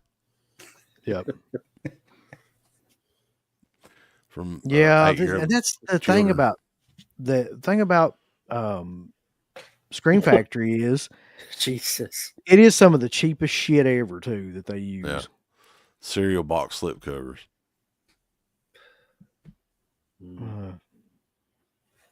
But you pay a premium. Why is that? I mean, really though, you didn't have a problem getting a copy.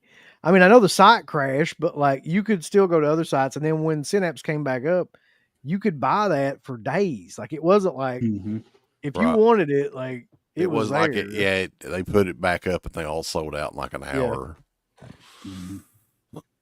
I mean, now you can't get it, but hell, it took a couple of days. That's hilarious too. That is true. Scream Factory shipping insurance. Yeah. Yeah, that means nothing. Let me say this too. Like a lot of people rag on us for shitting on the Scream Factory so much. Who We does? say, while people in the, I don't know, Scream Factory sympathizers. I guess, I don't know. Like Scream Factory sympathizers. Here's what people don't realize though, and this is the fucking truth. This is a shoot. We say what pretty much everybody else that's in the whole community and behind the scenes think, but won't say. I can fucking vouch for that. What's funny to me though is there is like a small cachet of people that are kind of just like, y'all should talk about that. That ain't that bad. We got, it's good that we can buy this stuff now, and we got all this physical media and all this stuff out there. There's like a group that defends everything. Like if you came out, Child and play fucking- remake in 4K, boys. It's coming out. It's $37. That is true. There is a good chunk of people that says, well, then you'd have nothing. So you should be happy Yep. that you get something because Be something's happy. better than nothing. No, I'd be happy with nothing ever again from Scream Factory. They need to go away, get lost. But it's sad. I mean, that's what people don't understand. You guys have been fair is that you guys, like a lot of us, did like them back in the day, like when they released The Fog or Halloween 2, and those were good releases. But you just gotta look at, if their art's fallen off, if they're cheaping out the product and upping up the price, you can't be nice and lie just because you hope to be best buddies. Who gives a shit? Yeah, I swear to God, there's people that do that though. I mean, they really want to be looked upon well by these companies, as if these companies give a fuck, like one way or another.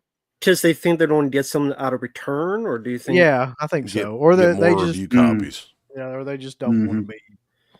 Well, apparently they're happy to spend them, so you don't need. You're happy to pay the price.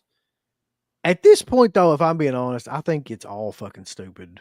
Like the prices on all this stuff have gotten like insane. The only company that maybe it's not, there's two companies, Kino and Arrow, might be the only two companies where the prices are even remotely like reasonable.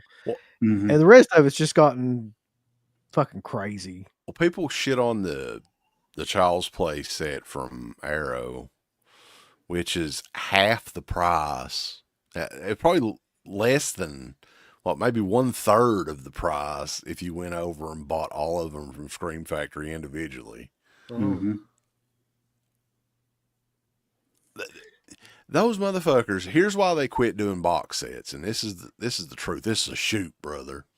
Because they can nickel and dime you to death, $37 a piece for these individually. Why would they put them in a set and have to charge less? Or otherwise they could charge $380 or whatever for the Child's Play set or whatever the hell it is.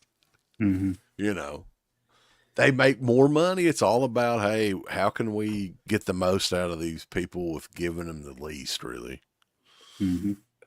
What was the last box set that they did, Mark? Do you remember? The Friday the 13th set? Was that the last one? Probably, yeah. Had to be.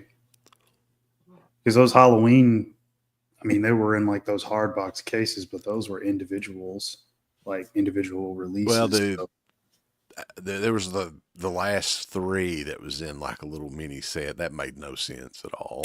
Yeah, that's right. I always forget about that, but I mean, I barely. And that was another money-making scheme from those cocksuckers. Then they can lie and say, it was something with the distribution. We had to put these movies together. Come on now. Come on. They were scared to death that nobody was going to buy Part 6 or Resurrection. Like they were like, oh, nobody really wants those. Probably Resurrection is the biggest one that they were kind of scared about. So they're like, oh, we'll put them all together. That way they'll have to buy them all. And that was 100. What was that, Uncle Bill, when it came out? It was over $100. That was $119 was the original price. My God.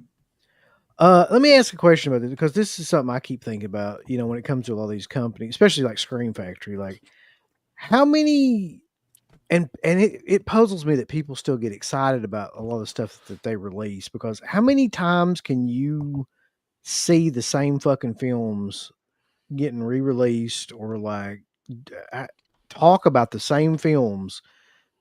I get the fact that a lot like Return of the Living Dead and shit's a classic, Creep Show's a classic, all the Halloween movies. But I'll be fucked if I'm not like really sick of talking about any of those movies at this point. You don't want to get Drag Me to Hell, the 4K steelbook? I don't want to watch any of that shit. Like, I really don't. Like, I don't have any. I mean, I've watched it The a motel. million times. Pull the Screen Factory shit up here. That Motel Hell one looks like fucking dog shit. Oh, Well, I mean, at this point, they're re-releasing 4Ks that are already out, like 4Ks that they already did. Right. Didn't they re-release the Escape from New York 4K again? There's The no Steelbook difference. I think the dead, like, was it part? No, it was Return of the Living Dead. It was the first Return of the Living Dead. I think Christian showed it on a video. The Steelbook is the exact same 4K discs and everything as the regular 4K. So they're just repackaging at this point. Yeah. That's a steel book this time. Yes. A Steelbook 4K. People are saying that stuff wouldn't come out. Somebody else would pick it up. Arrow would pick it up. I mean, Screen Factory doesn't have to be the one to put it out. Somebody else would put it out. Some of this shit though, like if you go back, Nobody like wants to put it out, though. this would be a good show. We'd have to do a little bit of research on this, but go through the editions of how many times they've done the exact same movie. Like, look at the Halloween movies, man. Like Halloween, how many different releases of Halloween 2 and 3 have they done? Well, you don't have to worry because the last voyage of the Peters here now. Look, Last Voyage of Black Peter. Try to well, no, you have that. to put your info in. I was thinking like after shipping and everything, how much is it? Probably 40, 45. I mean, I ain't gonna worry about it because I'll never ever have to. That film fucking sucks. God, it is fucking terrible. Like I couldn't get through it. It's Let me tell you boring something, as hell. They marked it down $4 for y'all, so you need to. Oh, thank God for that. That $4 is what changed my mind. In a year, it'll be like $10 on them sales, I'm sure. Let's see That what. That Pumpkin looks like shit. I like Pumpkin, but it's just his face. Yeah, that's not the greatest. Mm-hmm. What one did you want me to look at? Well, they should be like, see if you can search them from like pre-order or whatever. Or are they already up there? No, they're up there as newest arrivals. They may not have some of that stuff on sale yet. Which one are you looking for? Those steel books, the Motel Hell, I think was one of them. Search by Steelbook. It might be on Dawn of the Discs, actually. Jesus. Oh, here's some of them. That fucking Escape from New York one that looks awful. Right. Yeah, I'm glad I just got the regular 4K of that. I don't need that shit. Oh my God. I mean, these look ugly to me. Maybe that's just me. They don't even look that tantalizing of a. I think they look delicious. Yeah, look at that red Delicious dawn and one. delicious. Look at Oh, the way. shit. Scroll What the fuck? down. Scroll down, Hold on. please. Look, Yeah. yeah, that red dawn Okay. one Red at the Dawn, where's bottom, Red Dawn. very At the bottom. bottom, very bottom. Right here. What the fuck is That that? looks so generic. Look, I that think looks they like have, Look here. that's like a stream CW show. Red Dawn. Charlie Sheen looks like fucking Shane McMahon back there or something.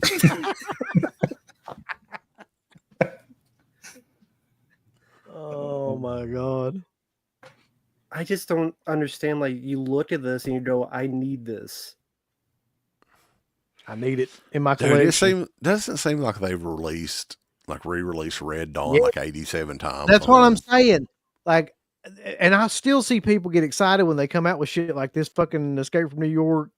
It's That's like, uglier than fuck. who Look at gives that. a fuck at this point? It does look, Especially that. Jeez. But Like, if do you they? ain't seen that movie a dozen times by now, then like, I mean, What's like look, see if you can look up the Drag Me to Hell They did alternate artwork for that. It's even worse than Oh this. yeah, I remember seeing that. Oh I my hope God. it's I was on like, here. what in the fuck even is that? Let's see. So the standard Drag Me to Hell came out. Yeah. No, Is it's that our? not. It's not Yeah, it's on here. there. Click on the one with the double posters Oh, right and here? stuff. Yeah. Yeah. That's the look at this shit. What Show my the, boy John. Wait, I gotta try to get that in like what the hell? what the fuck? What is the like arms, hands?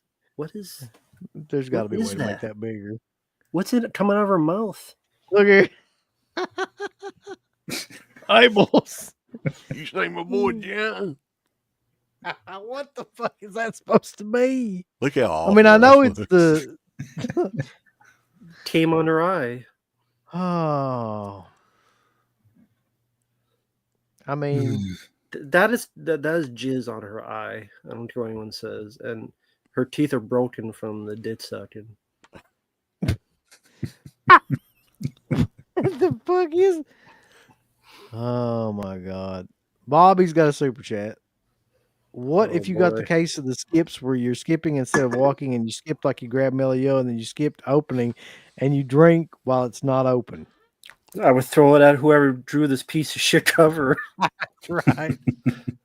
That's ugly as hell, man. Ain't that terrible? Yeah. How do you agree to that and say, That's great. Great work, boss. Great work. well, I mean, I think never Joe s- Robinson could even do a better job than that. you all have said multiple times they don't have quality control. This yet again proves it. This is killer though. This fucking shit. Rest in peace again to Tony Todd. Yes, thank you, sir. Mhm. He died because he saw this piece of shit cover. He lost faith in humanity after. Yeah, he fucking went on Screen Factory's website. So, like, they've got two different versions here. There you go. When Get did it this now. come out? This release, Holy shit! Does it say 10/29. it just came out? Yeah. And they just announced the Walmart Steelbook. Wow. Man, they're just chock full of bullshit though. There's tons of stuff they got. so if you go up and you type Motel Hell, Yep. what does that look like? Probably dog shit. Let's see. Well, I'm sure, but That one's not the one. That's not the Walmart one though. No, I don't know if they may not have that one. That's a Walmart exclusive, so it might not be on there. oh, okay. Go on. Let's see. It's on Dawn of the Discs. I'm looking at it. Yeah, hold on. So I'm curious. Oh, sorry. Go ahead. These are Yeah. coming out January the 7th, by the way. Jesus. The Motel Hell and the Drag Me to Hell Steelbooks. If you want me to go on Facebook, you're gonna have to do that shit because like it keeps popping that bullshit well, up my face. you should be able to go on Instagram and look. They have the same stuff on Instagram. Oh yeah, that's right. Let me see if I can get on Instagram. Get out of here, fucking Facebook piece of shit. Instagram. Stop popping that up in my damn shit. Instagram. You're in my Instagram, motherfucker. It's wet, ain't it? Drink it. Jesus. Well, I was wondering for you guys and people in the chat, let's say it's a film that's never been released. They say they're coming out with a 4K and it's done right. Is there a price that there's a limit for you? No higher, would not go above this. It's a well done, it's film never been released. Is there a ceiling for you or anybody in the chat that you like this far but no further? Because like we've seen people will pay anything. Some I mean, for a movie, is that what you're talking about? sure, a movie. Like I don't think I probably would have spent that much on Trick or Treat if it wouldn't been Felsher. I mean, I really really? believe that. Really? I think that probably for a movie, just a basic movie, no matter what the packaging would be, just one movie. Sure. Yeah, man, that's probably $60 or whatever that $66. How much of it is probably the most that I would ever go for one movie like that, unless it's something like I got for eBay. Say it was more than that when you bought it, though, the second sight one. I don't know. That's been fucking. How much What was was that the- at that point? I think it was like $100. It was $89, $100 or something like that when it came I out. mean- The big set. Well, he's asking me now, though, motherfucker. Now, how much I'm would I talking spend? about. Look, I I think mean, I'm just trying to tell you. Yeah, So- I guess it depend on the movie. If it was like my favorite movie of all time or something, like, I mean, you be that Dawn of the Dead is obviously one of your favorites in your like top 10 or whatever favorites of all time. So if it's something like that for me, I mean, maybe Well, same what- price. Well, I mean, like a Trick or Treat level. Like, I Mhm. enjoy Trick or Treat. Yeah. I'm sure you do Mhm. too. I don't know if you say it's one of your favorites, but like, if a movie of that level, what would be the?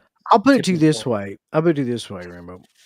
Yeah. Like, if somebody came out with Fright Night 2 Okay. and put it out in like an edition that, like, the way that they did, Trick or Treat or something like that, I could see myself paying like $65 for that. Okay.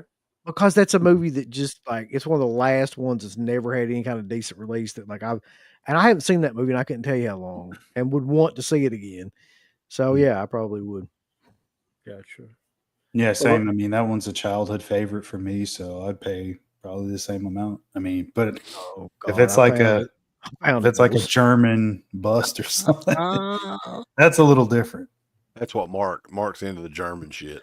Yeah. He's into Shizer films. Hold on.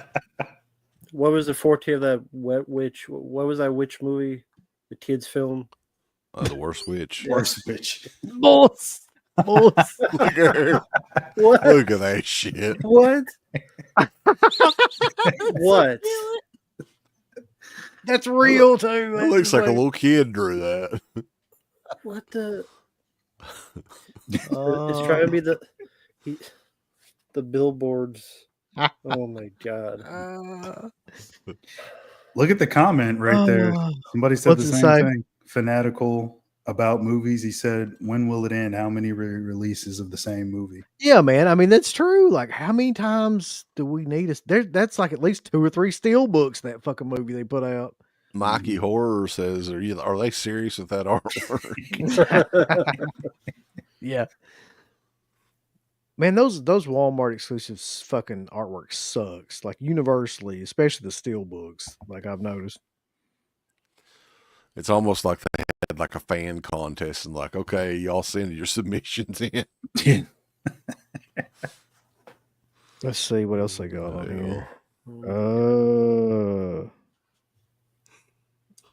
I'm gonna accidentally pull up a titty or something, get us all kicked off here. Who the Santum? Who the fuck remembers that movie? Santum. The Santum. Searcher- I don't know if you guys have ever seen The Searchers, the old John Wayne movie, but I'm excited as fuck to see what that looks like in 4K. Holy shit. Yeah. Because I remember, I think I had the HD DVD. Tell you how long ago this was.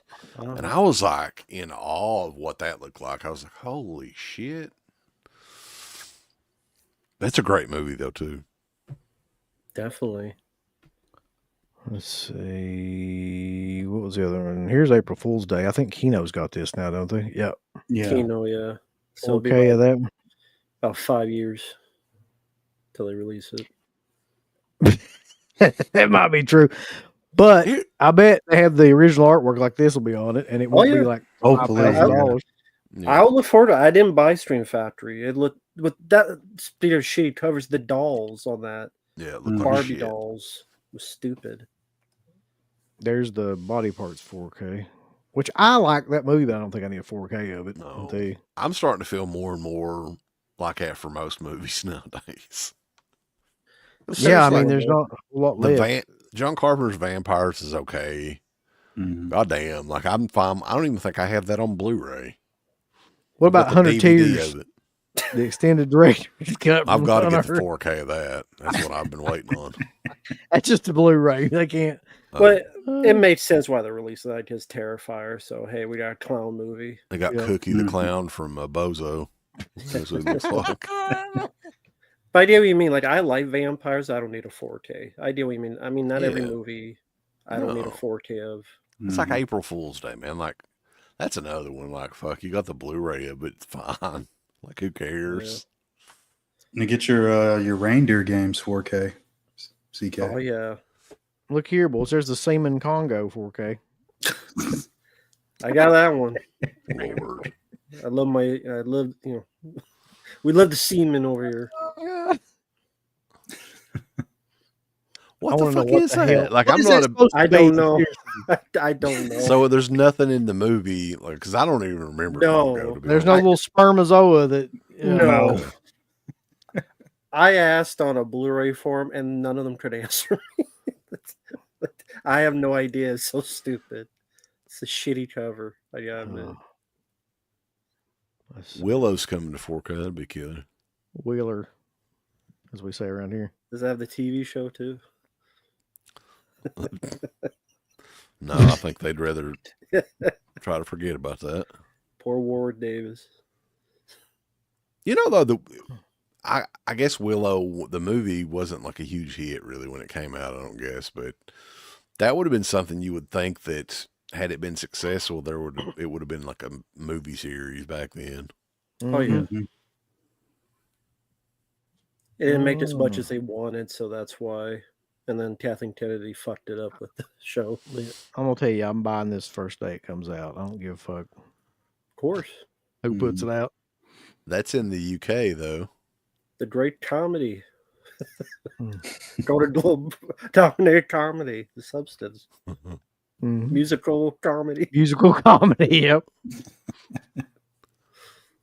I already know Mark's bought this. I ain't even gonna ask. Ain't no sense in asking. I know he did. I did. How much was that? 100 something, 120, 130 or something. You got to gotta- wear the glasses on the stream at some point. You could have want bought you- I got the glasses Right. right here. You could have bought a Stone Globe for that, Mark. For that No. price. Good. Listen, the most important thing about that release is it's got a rigid outer box. Don't forget. It's very hard. Yeah. Yeah, I already got I got the glasses right here. They're actually on art back there, so Cool. yeah. Big Gotta money, get Mark. your- The set goes out. What are you going to do with the set, though, when the fourth one comes out? It's going to be obsolete. That's true. You have to buy I a new don't know. set with all four. Now this shit right here is Probably will also have to. awful, by the Oh way. yeah. Oh yeah, I do remember seeing that. Yeah. Like Yeah. Yeah. that looks like we were talking about this. It looks like somebody took like something to Kinko's that they did on their own, like make a DVD-R or something. Well, And that's the cover. the interesting thing about the Sleepaway Camp sequels is the last time that those elements were scanned was by Anchor Bay. So I guess they scanned in HD way back then, and Scheme Factory did the Blu-ray from those old scans. And 2 and 3, I think, are like MIA. Nobody knows where the elements are. Mhm. You telling me this that is the- Sandpiper Pictures is not going to put out like a quality release of these This movies? is the Scream Factory release, yeah, minus the extras. So let me ask you, what is maybe a Sandpiper, because I barely know who they are. What boutique label is like is it Error for like the most unknown or most like little known? Like what the hell are they? I don't know how to describe it, but like there's like Error like- 444 Sandpiper. Yeah. Mhm. Like the most like random Probably offshoot. Sandpiper. Like I don't know anybody that really knows that company that much. Like All that anybody can say is it's guys that used to work in with all the films in Paramount, and they kind of spun off and are doing like these titles that went out of print, that they're just kind of throwing them out there and spending. I guess they're not remastering anything, or It's That's another one of those companies I never think about. Olive Films. yeah. They just faded away. not many people did. no, they That's didn't why- have a whole lot of stuff. No. I guess this And then- cover they forgot the color. They did Ticks was one they had. They had Monster Squad at one point. Yeah. What was some more stuff that They had some decent titles, but their Blu-rays weren't that great. That's what I remember. Didn't they do the It's Night of the Scarecrow, the Jeff Burr movie. That thing's That's right. Yeah. it's out of print. Like it's going for yeah. big money now. Yeah. You can Yeah. sell it. Um, Hmm. I mean, there's several labels that I don't think are that well known. I mean, you got Unearthed Film still, you've got like Massacre Video still, you've got I forgot about TerraVision, Unearthed. you've got fucking Media Blasters is still around.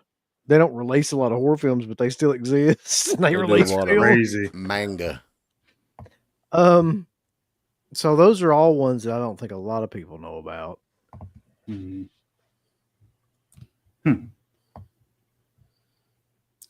Okay, Unearthed Films. Okay, they're doing that 100 Tears one. Yeah. Okay, Yeah, Mark, cool. you buy the Audis Underground trilogy box set. No, I think I'm gonna. I'm gonna I'll get set that one out. fucking Wallace and Gromit in 4K. It's gonna be awesome. A Serbian film extended cut. The movie. You got There's more footage. extended cut. Yeah. Oh my god. Forget that. I was trying to see what that is, but that's like that's yeah. Tell me his older shit. Mhm. Yeah, I'm That's another label too. That Mondo Macabre. I forget that it exists. Like Yes, I have a handful of their DVDs. I don't think I have any Blu-rays or 4Ks from them. I like how it's promoted as if anyone knows what the hell that movie is. Like Cafe Flesh. Like, yeah, what the hell is that movie? Flash. Well, nobody knows what it is, but everybody acts like they do. So. So That's the key. it'll get sold out. Wonderful film. It's like everybody knew what the fuck Six String Samurai was when that came out in 4K. That was the oddest shit. Like, oh God, I've been waiting on this for years. It's gonna be great. Right here's one we all need to get. Mhm. Hey, It's coming out here in just a few weeks, man. Did you Get it in you 4K? you still not seen that one, right, CK? Like, I'm never watching it. I'm never watching it. I have no interest. After Alien versus Predator Requiem, I was like, I'm never watching another one of these movies. Yeah, anything after this is not getting watched. Unfortunately, if somebody requested it through the Patreon page, that'd probably be the only way I'd watch it. mhm. I think you saw Covenant, right? I bought it. I never did watch it. Oh, I think okay, you bought it. Okay. that was one of those. don't watch it. Don't worry about it. Okay. That That's was what you bought it. the only reason I bought it is it was a steelbook at Best Buy, and they were literally giving it away. It was 4K steelbook, I think, for $7.50. Yeah. So that's why I had it. Yeah, they were basically giving it to me. That's hilarious. Well, bulls. If anybody's got any questions, throw them out there. Life of Physical Media, baby, that's coming out, and I'm so excited. I mean, we've really had. Seinfeld in 4K is coming out too, Uncle Bill. I'm so excited about Seinfeld in 4K.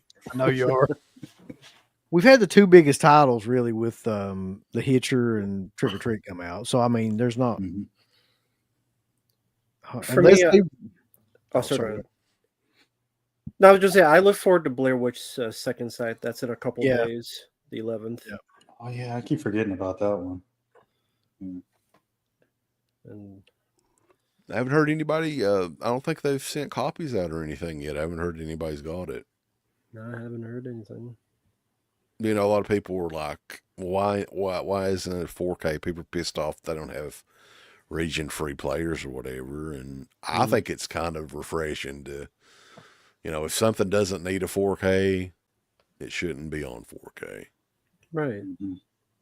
Yeah, look here, buddy. You piece of shit. Cafe Flesh is one of the most wanted 70s erotic films. He hangs out with grindhouse connoisseurs.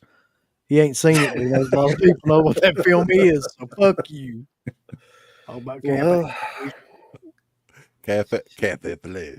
Enjoy your Cafe Flesh. Batsy Bell wants to know, is anyone going to buy No. Fuck Alien that on movie. this VHS? I don't understand that trend of new films on VHS. Maybe that's just me. What's like? Do they actually watch it, or is it just something to show on camera? Well, It's got to be a shelf piece. That's all I could imagine it would be for. honestly, like, I don't want to go down that road. Oh, But there is some people that do this on Instagram that I look at some of their stuff, and they will make like a new movie look like an old style. Like they'll do the artwork for it. I don't know how they do it, and it'll be on like Paragon Home Video or something like that. I can Yeah. understand that. I've seen the Disney ones for some of those horror movies. Yeah. Yeah, like they'll mimic like a Media Home Entertainment or Wizard Mhm. Video or whatever, and make like a retro style art. But you know that fucking Fox isn't going to do anything cool like that. It'll just be like the generic fucking whatever the 4K art is or the Blu-ray art. Mm. Especially for a piece of shit like Romulus. Like all the films you want to do for that crap. yeah, It it's is a really weird it's not a good choice, time isn't to it? be a collector right now. Biggie Fitz. It's who's talking about the $1 Million Man thing. Because if you're a collector of any of this shit right now, you're getting hammered in the buttocks. And it's hurting. Yep. Yeah. I mean, I'm surprised you got. We're gonna keep going. I'm surprised you guys haven't heard of Cafe Flesh. Brian De Palma said it was in his top 10 favorite films. It's that big to the grindhouse exploitation crowd. I'm Why don't you laughing. make like a cafe and eat the flesh between my ass cheeks? Hey, He's I just trying. got a package to open while we're on here. I didn't think about that. And this is semi-related to the show. I'm afraid to know what this is. It's a new fleshlight. It's that snow globe. Yeah, that'd be awesome. No, they Yeah, could fit like road trip. 8 snow globes in this box.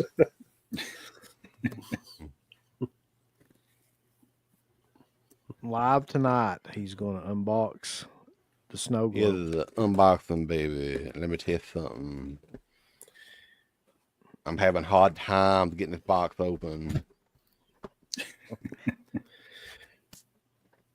Rat Hammer, I think Tarantino's on some drugs. He said I those think Bruce so, too. Willis, those Bruce Willis direct-to-video films were great. I really wonder if he even believes the shit he's saying anymore. If he's just kind of trolling people. I think he's trolling. This is the, I give Uncle Bill a clue on what this is. This is the first wrestling figure that I've bought in years. Okay, then it would be. Is it one wrestling figure? This Or is just one. Okay. Okay. It's Yeah, I a know new. what it is. It's know the what it new Vince McMahon figure with the Gomez mustache. Or Yeah. Anybody out there check out the Major Wrestling Figure podcast with Matt Cardona and the Zack Ryder or whatever, it's his podcast.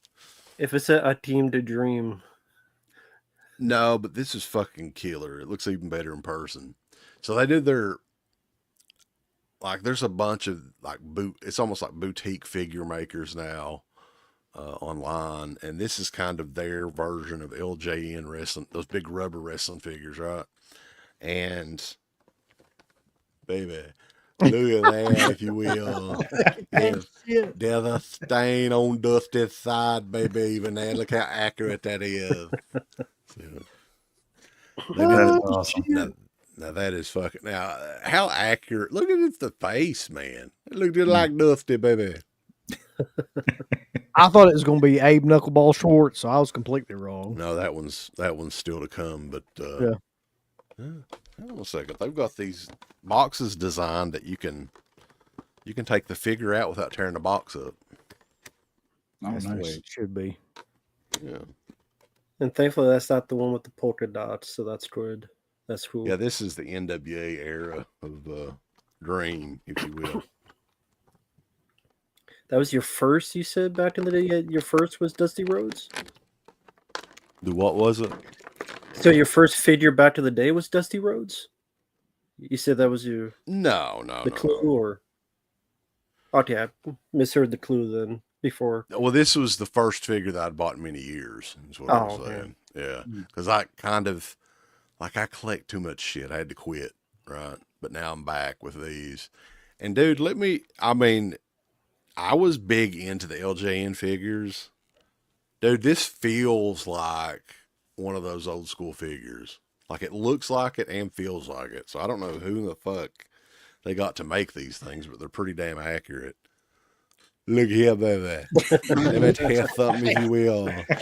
We're going to go to the Tupelo Civic Center, Daddy. Tulip your first blood match, if you will. You bring that devil into the bell, baby doll. So is that blood on his No, under his? That's his side stain. Oh, He had it drained just before the match tonight, baby. He's ready to go. The Belly Willie stain. nice. That's crazy. Yeah. But I did order, let's see. I think I just ordered 2 more. And that's the Road Warriors. They did like a classic NWA. That was the one I thought that was going to be. Those don't come I knew you until weren't going to I not get that. think those are next year. But Was it Road Warriors or Legion of Doom? they're doing the Legion of Doom one too. Very creative, some bitches. So the only big difference is with the Legion of Doom, other than the paint job, is they did make different kinds of spikes, because I guess their spikes were a little bit different in the WWF. And so they're just slightly different, but yeah, it's anybody that just grew up with WWF era Road Warriors would want to get that. I don't know how they can do that though. Like they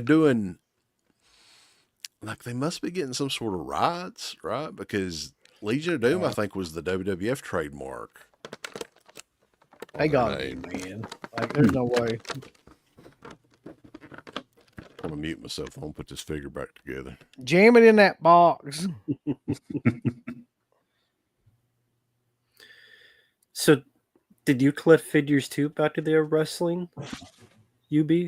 Yeah. No, I didn't get into it like CK did. Like I didn't have any LGNs or anything like that. But I did collect Hasbro's. I have like a couple of Hasbro still in the packages.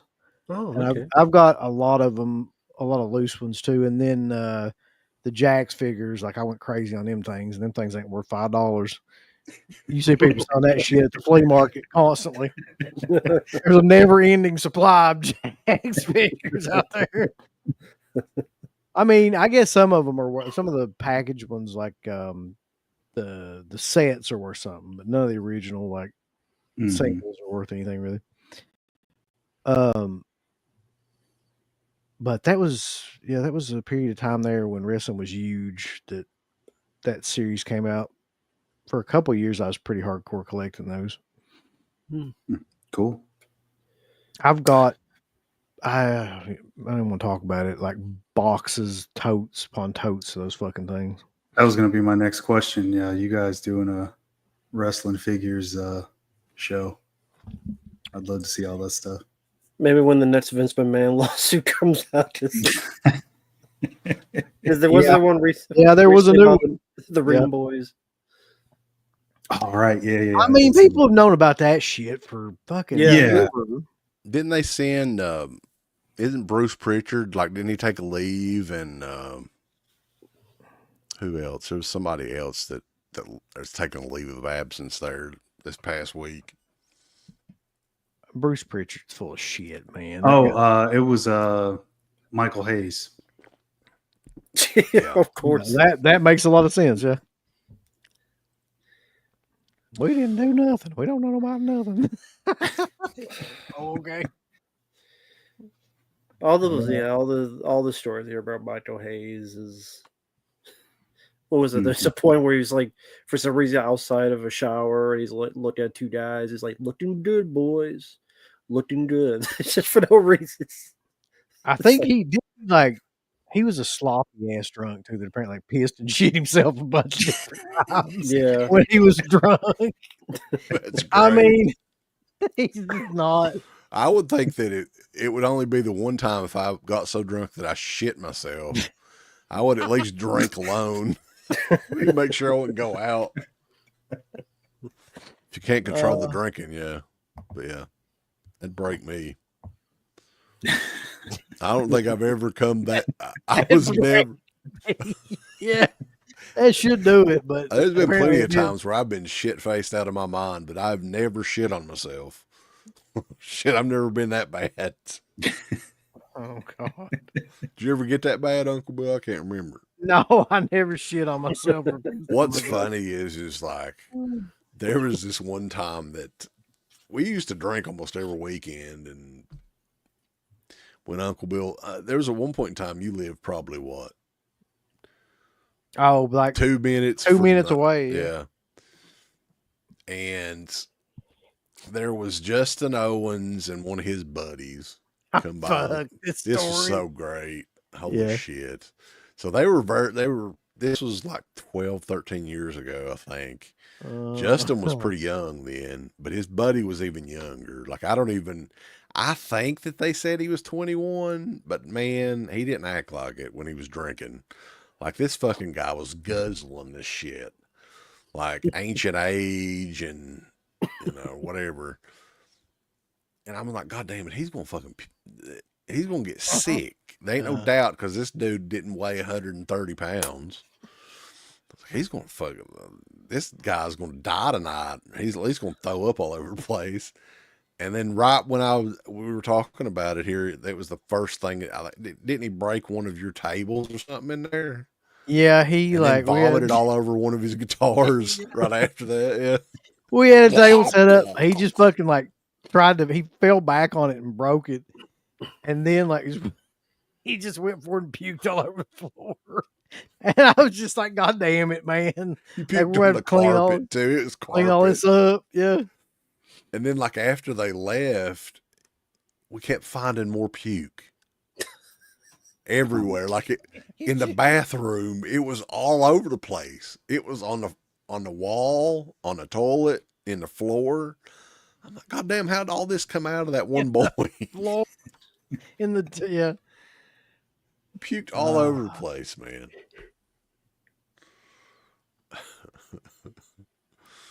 Oh shit.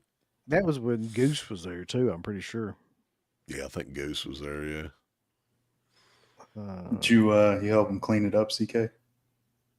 I think, didn't he try to clean it up though? He did try. I don't think he could though, because he was too drunk. I think that they were gone by the time we even saw it. I think that they had left. No, I mean we saw it in the front because he threw up all over the floor. Well, I know that, but I'm talking about the bathroom. Oh, I not the bathroom. No, yeah. I had no idea about that. That was a surprise. That was a bonus.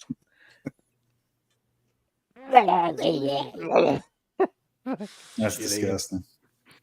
Do you guys drink anymore? Like I don't. I used to pretty hardcore, but I haven't been drunk in probably years. No, I've on never alcohol been, at least. I've never been a drinker, so I mean. What about you, Rambo? Other than Mellow Yellow? Nah, I don't drink, and no, I don't smoke weed. Although, like every other person is like, "Hey, how much weed do you smoke?" I'm like, "None." They just assume I do, but nah, I never drank. My good news, it's legal in Kentucky now. Well, you gotta have a prescription though. Medicinally, anyway. One of the funniest things I ever saw in my life, though, and this was with my cousin, was there was we were doing something. I'll just say we were using some substance, and a person that was there was not used to using that substance, and she was laying back in almost like a recliner like this, and she was just way too messed up, and like the fucking Exorcist, man. She just bolted up, sat straight up like that, went like puke was like shooting out of her, like all over everything. I was like, Jesus Christ, man!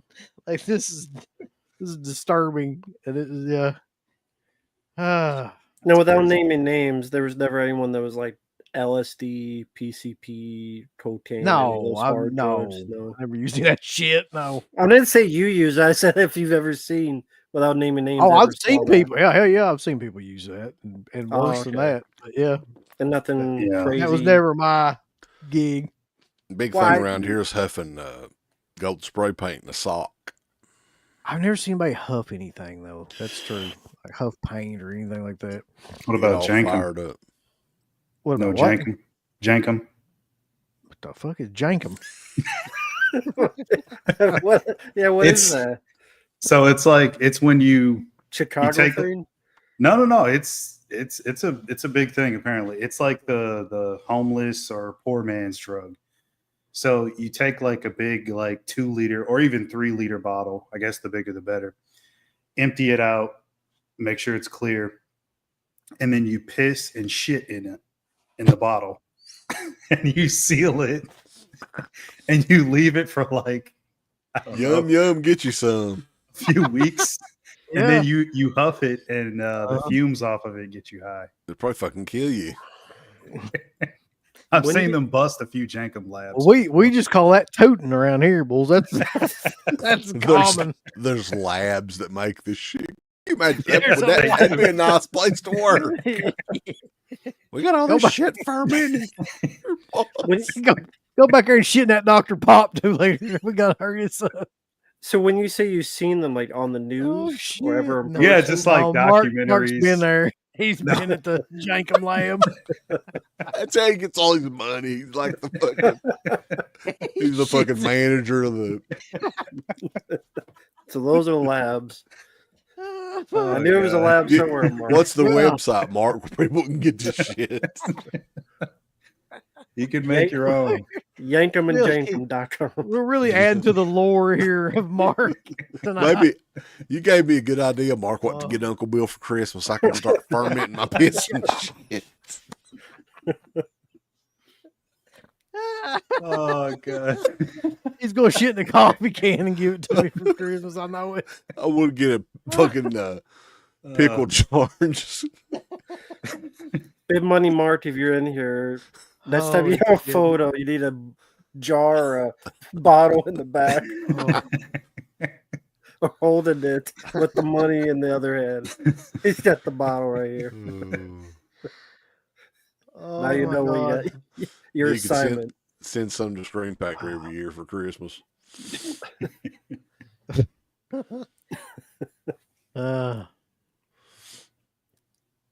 No, I've never heard of that. Yeah, though. I jumped in my- that was we that was a new one. I never we're heard of it. educating the baby. For me I to guarantee shit you Ric Christmas Flair in- did that back in the day, though. He was the one that invented it. Look, here's Jacob on the house.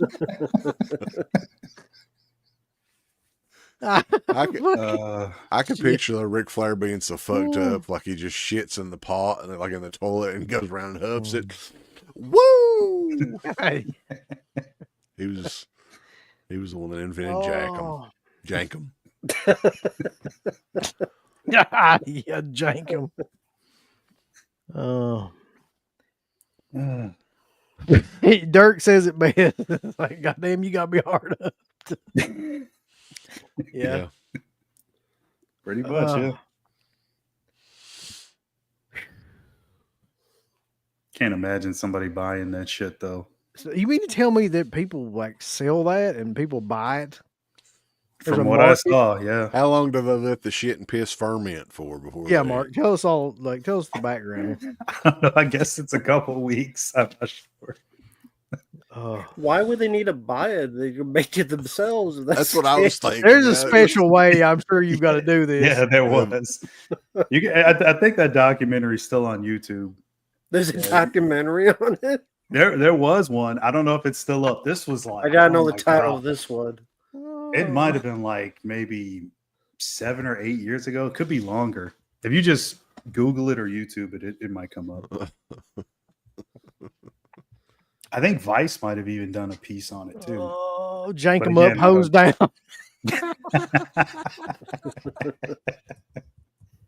Oh God. Look at this shit. Wait a second. Only registered signed the schematic. They haven't passed it legally and all this. Oh God. You can have medicinal jank. Look here. You got anxiety? For some reason, Neck hurting, motherfucker. Won't you medicinal. sniff this piece of shit?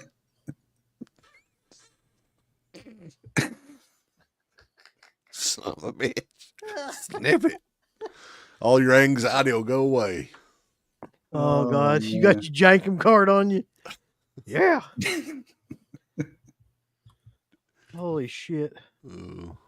I don't know. Dispensary bulls. That Dirk, might I have be- no idea. I don't know. I watch all sorts of crazy shit. That might be the best segue ever, Mark. I just want you to know that into something. Marq is the Walter White of the Jankum Empire. How did you even find that documentary to watch? Like you just stumbled I don't on it even and- remember. I'm pretty sure I did. Yeah, I mean, I love like true crime stuff and documentaries on stuff like that. So I probably just stumbled upon it. And it was so hard to believe just based off what it was. You gotta watch it once you figure out what it is. How do you not watch it? I just saw this and this fucking tickled me.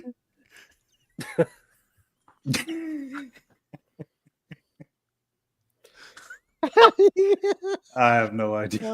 They didn't go that in depth from what I remember. They use a funnel. And see that way, like if there's big chunky turds, then you just wait and just piss in it, and it'll you can break them apart, mix them all in there together anyway, right? Oh, See, now this made me think of Cheech and John's Up in Smoke, where it's like, you mean we're smoked in dog shit, man? Wasn't it one of those Cheech and Chong movies where the toilet literally has a gigantic pile of shit, like on top of it or something like that? Yeah, remember? Like there's no way to flush it. It was like a big pile of shit in the toilet. it's Jankum Lab. Yeah.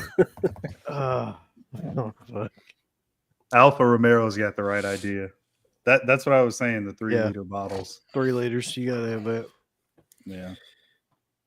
Well, Mark, now you know how to reboot Breaking Bad. History of Jankum. Oh my God.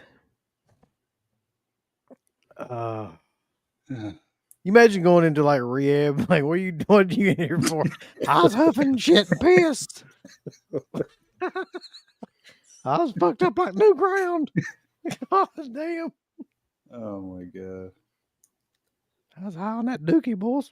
Could you imagine though, like as bad as shit smells, like after you drop it or whatever, they let it ferment in piss for weeks. I couldn't imagine what kind of that would be like. You would think that'd be like toxic or something. That's Yeah, on I the mean, road. The Jankum Lab. I'm pretty sure like the toxicity of like the fumes is what gives you like the high or whatever. So Toxicity of It got to be either way. Gold spray paint ain't that bad. Whew. no, Phantasmat got us a link. Scottsdale Recovery. I'm not touching it. The history of Jankum. Yeah, I won't be putting that up on here. You have to wonder how someone first found out about this. Like, Exactly. Prison. It had to be prison. I'll 100% tell you. Like, somebody came up with that in a prison cell. Well, let's see if I can shit piss in this and get me high. Like, that had to be the. I guess. Well, you all have a good night. I'm getting off here because I'm getting ready to pass out. But that was abrupt, but okay.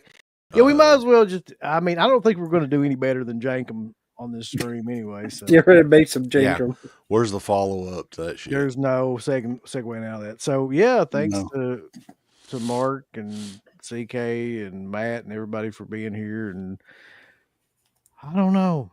I feel like I've learned a lot and expanded my horizons tonight. So Actually, I want to give a thank you and a shout out. I got something sent to me, so hold on one second. Let me grab it. Peaceful's hot. He's sending him something. No, Is it I don't. Jankum? I knew you were going to say that. That was coming. No, definitely not. And I don't collect these, by the way, but more so who it came from. I'm a big fan of those guys over at JoeBlow.com, and they have a YouTube channel, Joe Blow Horror. So check those guys out. They do live streams every other week. So, but Rambo, you know, John Fallon, right? Yeah. Arrow himself. Yeah, he's on bunch of different documentaries. He acts in movies. He's wrote a few things, but he sent me this for free. So shout out to the Arrow from Joe Blow Horror. Love all those guys. Tyler, Kier, Lance, Nikki. Yeah, all you guys are great. But yeah, he sent me that for free. So my first Funko Pop. Really? That's Yeah. hard. Yeah, I that's don't- kinda hard to I don't- believe. They've been around a while, right? And how long was the? Yeah. I've even got a few of them.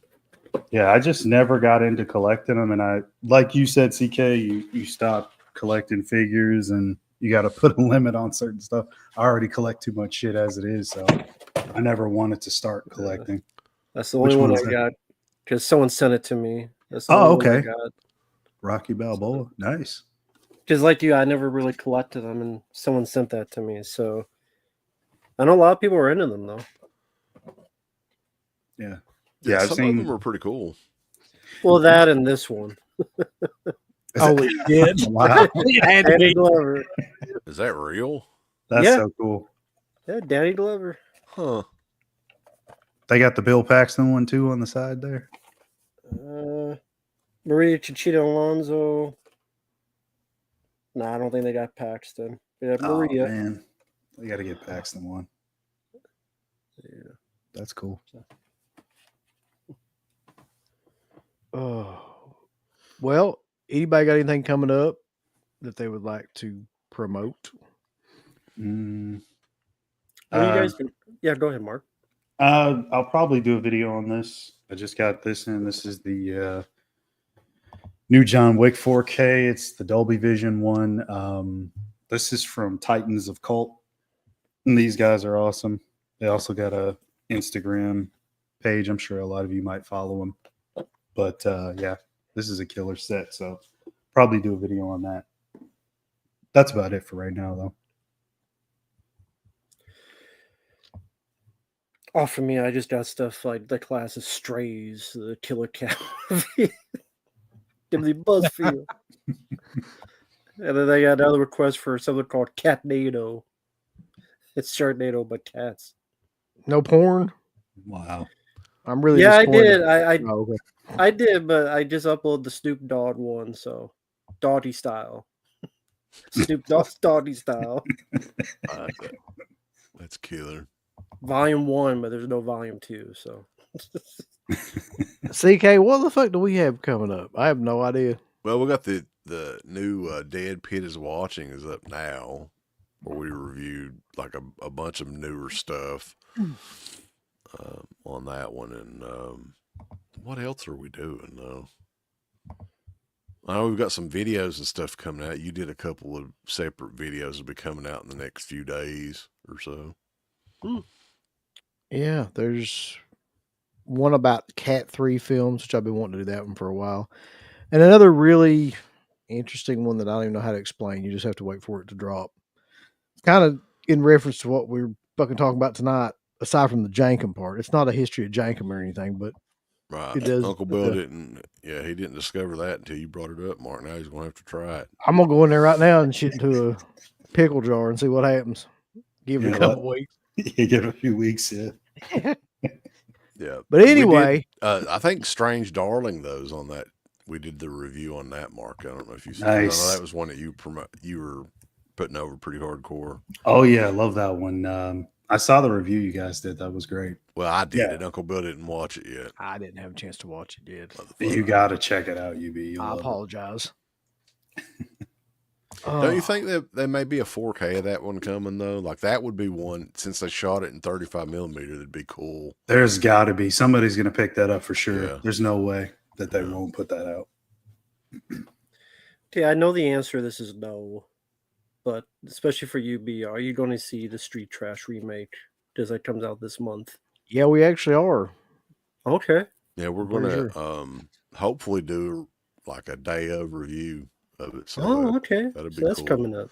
Ryan Kruger, the guy that did what was it, Fried Berry or something like Yeah, that? fried berry. Yeah. I mean, who knows? We'll see. I mean, fuck. Yeah, who knows?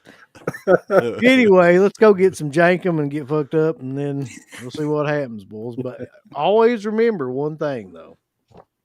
Oh, the end of the pit too. We got to mention that. Oh we still yeah, have you got to buy that. limited copies of the Dead Pit documentary. We bought the rest of them, Uncle Bill. There's no more left aside from the ones that we've got. So if you don't get it now, you'll regret it later. End of the pit, themovie.com. And you guys got, you got beanies too. We do. Yeah. Mhm. With the beanies. Those are exclusive to the patrons, but if anybody in the chat is interested, shoot me a message and we'll talk turkey, baby. Because only Those have beanies are have a handful of them is all I've got. $125 plus tax. Limited edition. Only 500. Numbered. Yeah, only 500 left. But yeah, buy it now. So remember that everyone dies, but Friday night lives, brother. I'd like to tell people thumbs up the video, Uncle Bill. Would you? Yes. Thumbs it up with violence and fury and just love everything about it. You hit the heart button, then you hit the ass button, then you hit the go fuck yourself button. Follow that up with the I don't give a shit button. There's all kinds of wonderful shirts over at shop.deadpit.com. Simply the best horror shirts.